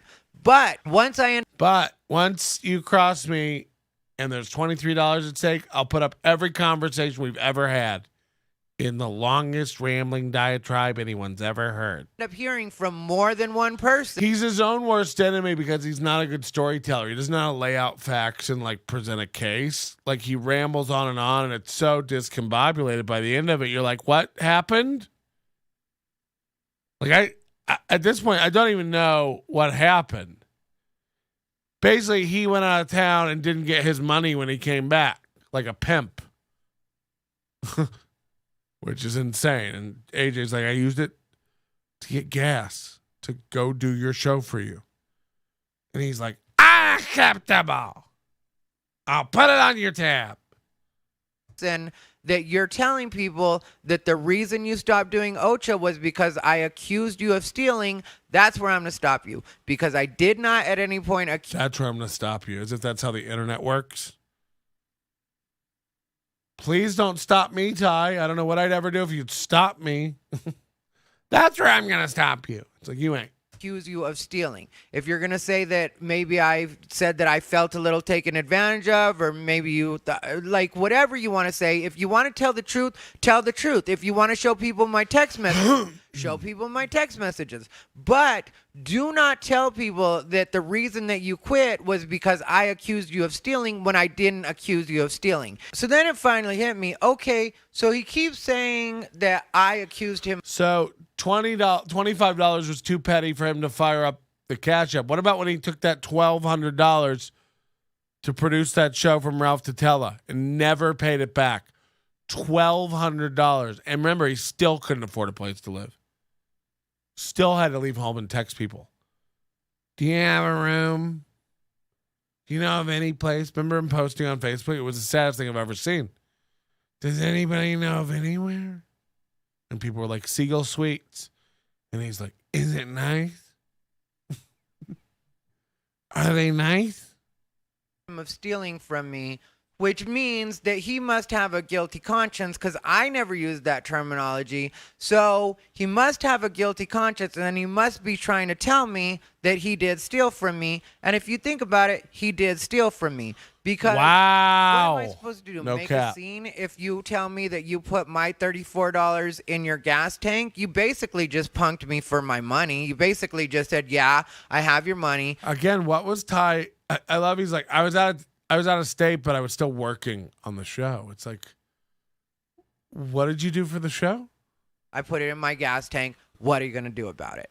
That's what it was. And then just to let you guys know the kind of guy I am, since he made that thing about Skippy's money and then he blocked me because I sent him a text message on that Sunday, I believe it was. I sent him a text message asking him if he was quitting Ocha. Oh, Saturday, I sent him the text message at 1:54 p.m. and I sent him a message asking him if he was quitting Ocha, and it came up in green, which lets you know that he had blocked me. So then after I realized not what that means. Gonna do Ocha, on Sunday, I went in and sent him the $25. I sent it to him via Zelle. So Ty's never sent an iMessage to somebody and had it not go through as an iMessage, and sometimes it just goes through as a text. Like, that happens a lot. He's like, that means you've been blocked. It's like, I mean, it doesn't, but okay. So he got even the money that he was complaining about. So in a sense, he did steal from me because he didn't deserve that $25 and he didn't deserve to just keep my $34. So he stole $59 from me, and all of this was over $59 is apparently what it was. So I hope that money's worth it for him, and I hope he didn't get it. Lives off of it for a long time, or whatever it is you do with $59 when you just come into a jackpot like that. Anyway, so I'm saying it now. AJ stole from me. So there, now it's not an accusation anymore. It is something that I've stated as a... Remember when Ty said he was filming 3 specials last year and the only one that's come out is that awful drive-in show? I'm working on 3 specials right now. It's like, okay, Big Irish J. Matter of fact. So if he wants to tell people that I accused him of stealing from me, that's not true anymore either. So he can stop telling that story. He could say, Ty found out that I had stole from him. I convinced Ty that I had stolen from him. Now Ty knows that I've stolen from him. So we can Jesus Christ, this is crazy petty. Relationship. And so fucking like petty. I said, I've done enough stuff for you. I've been cool enough with you that the least you could have done is not in any way try to sully my name, especially after I went out of my way to not embarrass you or say anything that would be out of line towards you. If you listen to the episode that I did when I mentioned that AJ was no longer going to be a part of Ocha, I tried to be as cool about it as I possibly could be. And, you know, I tried back then. Exactly what I just told you guys. I felt back then where it was just like, yeah, why is it I'm the only one putting in, but at the same time, you get half of the say in what's going on. You also get 60% of the money, which is nothing. But I did feel like what I said in that last message. If it's like this, no one got any say in what's going on. Because no comic with any sense would have signed off on what goes on there. The chicanery that is the Thai Ocha Open Mic. Just constant cackling and screaming and harassment of comics. Sexual harassment we saw tonight. That was insane. You guys acted real calm and chill about that in the chat. If that's a gay man harassing a young kid. First time on stage. You want any tips? Walk me to my car later. We can do private lessons. Hold that mic up to your mouth so I can picture it later. It's like, that's not nothing. What just happened? It's sexual harassment. A dude does that to a girl, it's over for that dude. And we're all just chill about it? Okay. It's over a little bit of money. I can imagine how it would be over a lot of money. Because I do plan to build Ocha into something much bigger. I don't have the idea of Ocha just staying the way it is. And Ocha hasn't even reached its final form. He just said the same thing 3 times. Let's wind that back. There's going to be an idea. I do plan to build Ocha into something much bigger. Okay, we've said it 1 time. I plan to build Ocha into something much bigger. Say it a different way. I don't have the idea of Ocha just staying the way it is. I don't have the idea of Ocha staying the way it is. I plan to build it into something much bigger. What are you trying to say, Ty? And Ocha hasn't even reached its final form. Oh my God. Say it more. There's going to be a rebranding coming up with Ocha, and I really want to continue to build the live. I got to buy a shotgun mic for the live. I know that, Note and the entire staff over at Ocha is very cool. He just said, I know I got to buy a, hold on. And they're trying to actually help me grow it into something. And I know I got to buy a shotgun mic for the live. He thinks the answer to his sound problems is a shotgun mic. Ty, I have 3 shotgun mics. I'd be happy to give you one if you think that's the solution for that room. You know a lot about audio, clearly. That's clearly the answer. Let's get a shotgun mic.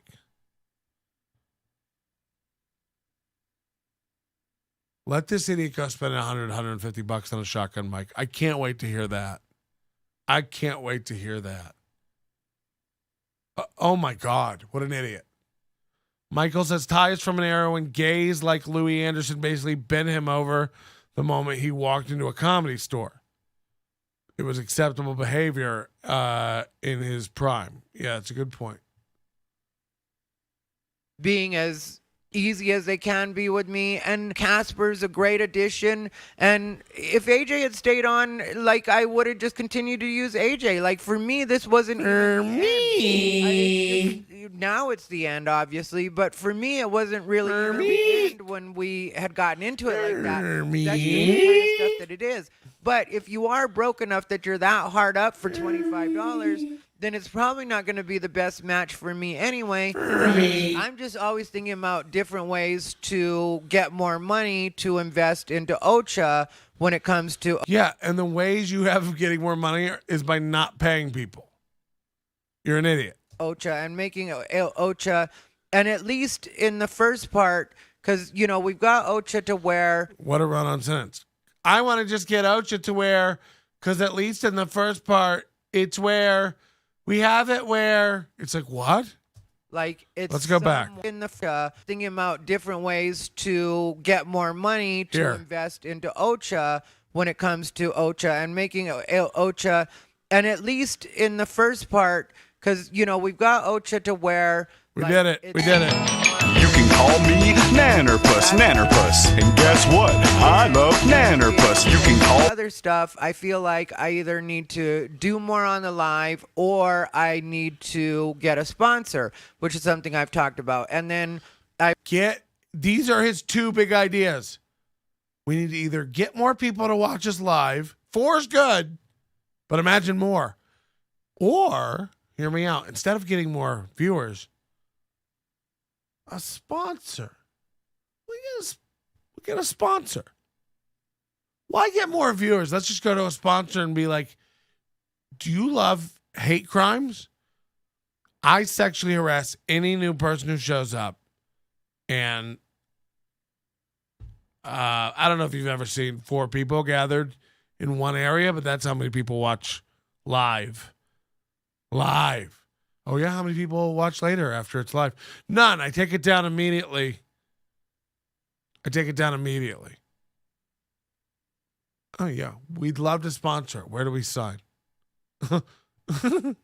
I've worked a different agreement now with Ocha itself, and so that's going to be a good thing. And then there's also the fact that, I know that some people would be like, well, what are you getting off the live? Well, I am monetized on my YouTube, but the lives immediately get demonetized because somebody will say something, which is the way that it works. I'm not complaining about that at all, but just somebody will say something off color. YouTube's AI pick. You said something off color. A new open micer, you said, hold the mic closer to your mouth so I have something to think about later. Implying masturbation. You said it. You said, how about I follow to your car later and give you private lessons? You. Sometimes somebody says something inappropriate. Sometimes? You do. Every week. Where's the sponsorship form? Thai Corp? Fix that up, and I can set it to get reviewed later on, and then it'll be monetized again. But since I make it private at the end of the night, there's no chance for it to make any of that money afterwards. So everything I just said, super chat is the only money that I get from the live. And when it comes to that, YouTube takes 40% of that money. The most we've 40% of $16 or $14. Everything that guy just says bullshit. So then we get the most he's ever made on live is $16. The most he's ever made live is $16. We got one! It's not like I was making any money. I'm really making any money off the live. And I remember when he tried to sue me? He went to YouTube and he said, he's costing me money. You've never made more than $16 on a video. Holy shit. This is great. This is great.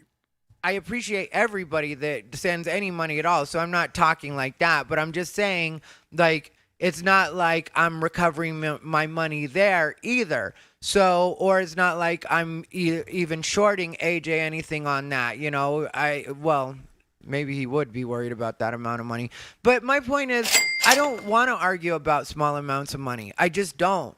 I don't want to think about stuff. This is like the 16th show you've done about small amounts of money. Like that. Like, I do what I have to do every week with Ocha, and I try to put as much back in as I possibly can. And having somebody not putting it back in, like what?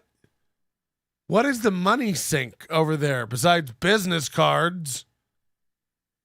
Imagine Ty having business cards for this. I understand that, and having somebody like try to get shitty with me because they're not doing things the way that they're supposed to do. And I never said that I was just going to take care of you indefinitely. I never said I was going to be your sugar daddy. Wow. I don't know where he got that idea. And when I say that, you know, we went to dinner, we went to like decent places for dinner. I know we went to Lindo, Michoacan.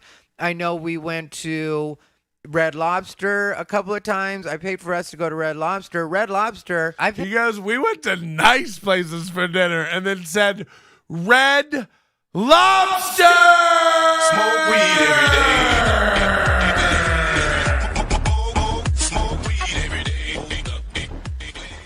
I mean, you can bet your Cheddar Bay bottom dollar that is fucking great. We went to really nice places like Red Lobster. Hey, what are the two nicest restaurants you know? Chingo de Bayou and Red Lobster. Is that what he just said? Something I don't have a clue about. And then Red Lobster.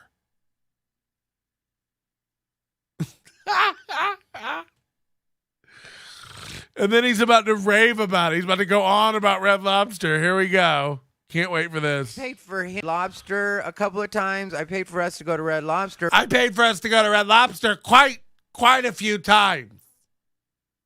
He had the audacity to pick his lobster in the tank before I selected mine. And I was like, I'm paying. And they brought us 3 Cheddar Bay biscuits. And he took 2 of them.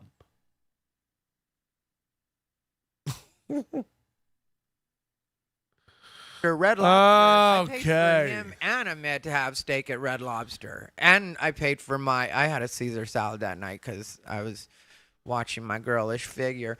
But it's not even like I'm taking him to like bottom of the barrel cheap places. I admit those aren't the nicest places in the world, but they're all right, you know.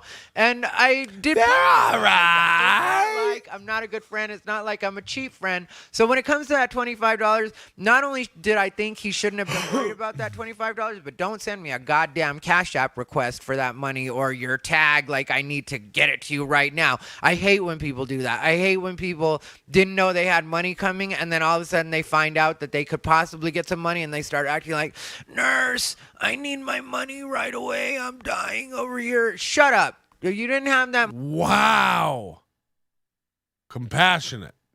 Money planned. It's the next day, like the night before, but then he had ran out of gas the week before. And maybe I just don't know how broke people are. Maybe I just don't hang out with people that are broke like that, and there's a reason for it. Because every time I try to be cool with somebody that's broke like that, they always end up pulling some fuck shit. And imagine Ty being the rich one in your relationship. I'm so sick of broke people. It's like everywhere you go, you're like dragging a lamp by the cord. Movers are too expensive and not worth it. And acting like I owe them something. You're doing a show about $23. You are poor. You are screaming about this money. And by the way, I don't care. Like, if you need money, you need money. Like, people do need money. Again, you were shitting all over AJ for need. It's like, it's none of your business why he fucking needs it. Does he have kids? Is he single? Does he have a family? I don't know. It is kind of a shitty world right now. And if he needs money that is rightfully his, you going like, to the internet is shit.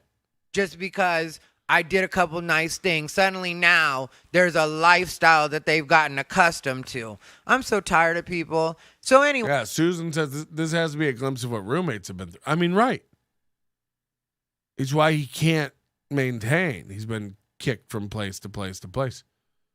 And you know what rent has done in Vegas, so now he's got to be paying out the ass for the saddest little space. You know, when the water cooler's in the shot, it's not going well.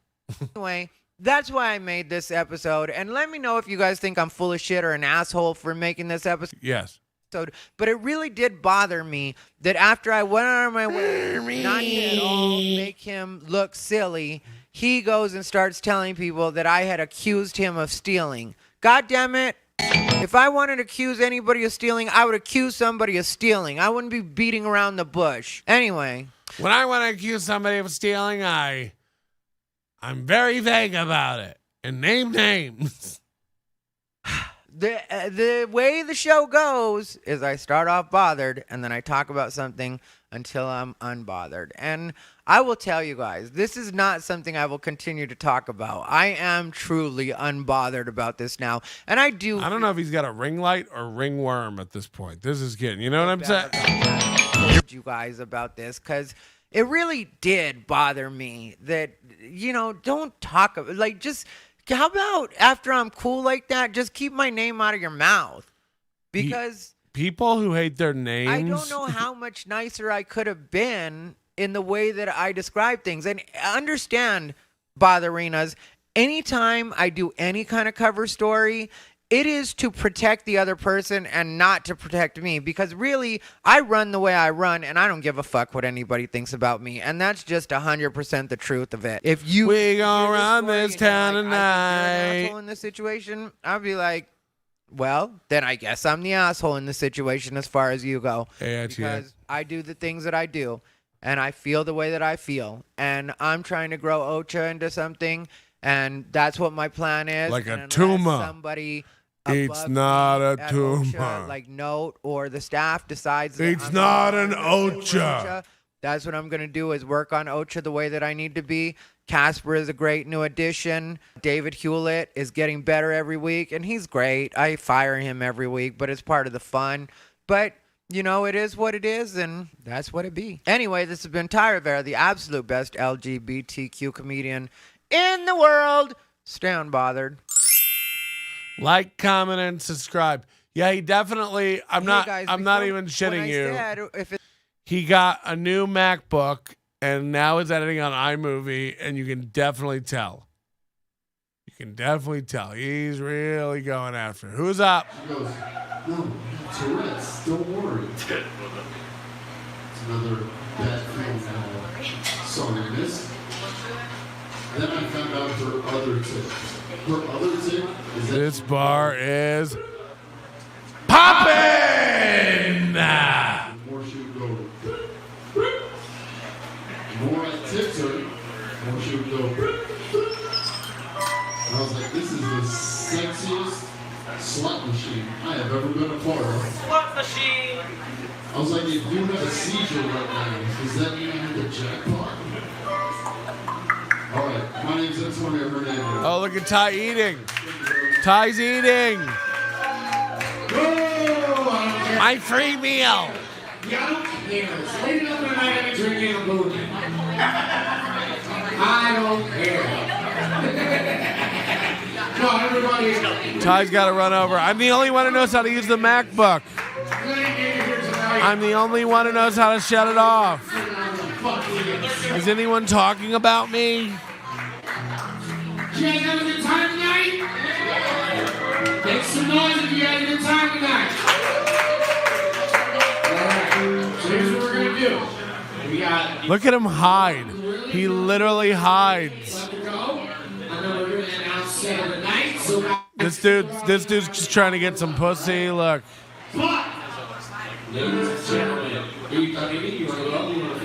Hey, move, chins. This dude right here. Yo, let me holler at it. When he's not here, you can catch him unbothered. If you love to gossip, other people's drama, that is the place to be. You get down and see him. Where else can we see you? You can call me Nannerpuss, Nannerpuss. And guess what? I love Nannerpuss. You can call me Nannerpuss, Nannerpuss. Here we go, baby.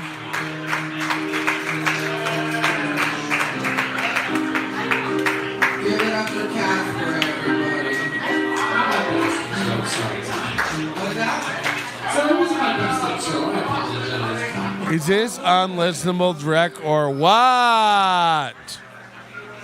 People do. I know we need a shotgun, Mike. I did do sound tonight. I did help make the flyer. He thinks they need a shotgun, Mike. He's so dumb. Yeah, I got a cookie for it. So. you did the flyer, and then you handled most of the posting. I'm happy with my pack of cigarettes. Thank you, Tyler. Yes. What is this kid doing with it? Why is everyone wearing sunglasses? You know what Casper made tonight. He got a pack of cigarettes. Shout out to Thai Rivera for my pack of cigarettes. $9 for that pack of cigarettes. It was like $9.17 probably with tax. You know, I'll take that extra 17. Look at these dudes. They're just talking.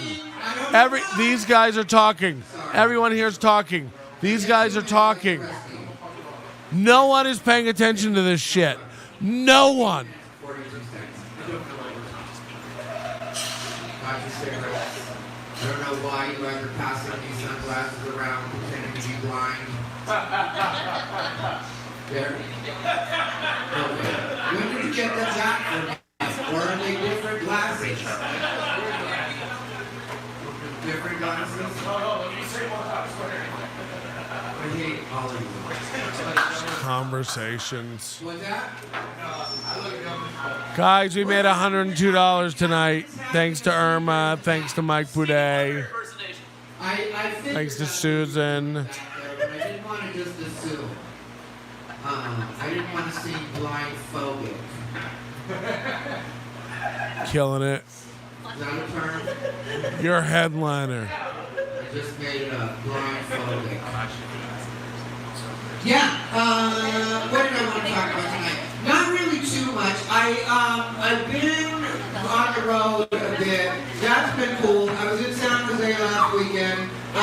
One thing that I'm tired of with traveling is people, since I got this tattoo over my eye, it's weird. Because some people are super nice to me. And then some people... Since I got this tattoo over my eye, it's weird. Oh, just since then?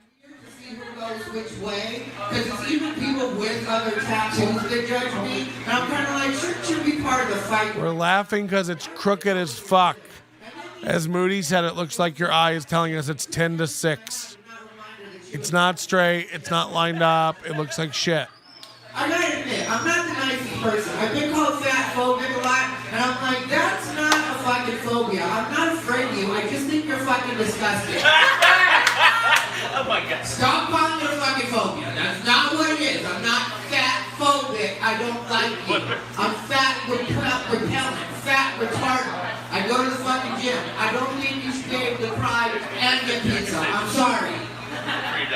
cry, you try getting bumped. These people are on their phone right in front of him. Look at them. Looking at stuff on their phone together. That'll make you fucking cry. This is fucking cringe. Suicide. Sometimes people talk a bit about suicide. People get mad at me because I tell them that you should just take suicide off the table. That's what it should be. Like, you should just say, I'm not going to commit suicide. And people get mad at me and say it's insensitive, and I'm like, well, when I was younger, I felt suicidal at a point, and I decided that I was just going to take suicide off the table. Like, why would I kill myself? What the fuck did I do wrong? Murder is the way to go. Ooh, Billy. I've had enough of this. It's making me ill. Frankly. And we've been on here 3.5 hours now. I think we've all deserved a break. A nice ice cream or a sandwich. Meet me at the local Denny's. Everybody who shows up there, moons over my hammies on me. And by me, I mean Susan. If you're a comic in Vegas, Susan, hire me. I'm available. I'd love to open for anybody. I opened for Big Irish J twice. I've opened for Big Irish J. So, I've only been doing it for a year or two, but I'm getting pretty good. Join the Overdose. There'll be an Overdose promo at the end of this. Ignore it. But I didn't even promote the Overdose all show. But,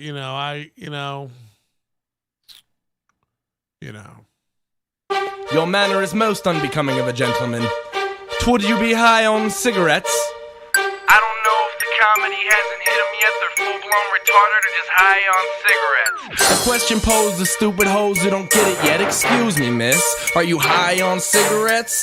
I don't know if the comedy hasn't hit them yet. They're full-blown retarded or just high on cigarettes. All the laughter that you deploy if you listen to the show, boy. Patrick melting faces have you stacking an low point. It's the low point, not the reason. The reason is fucking gold. Gonna make the Taco Pony party be a party of soul. To make you vandalize a van with a pedal sticker so bold the family probably get arrested before they get down the road.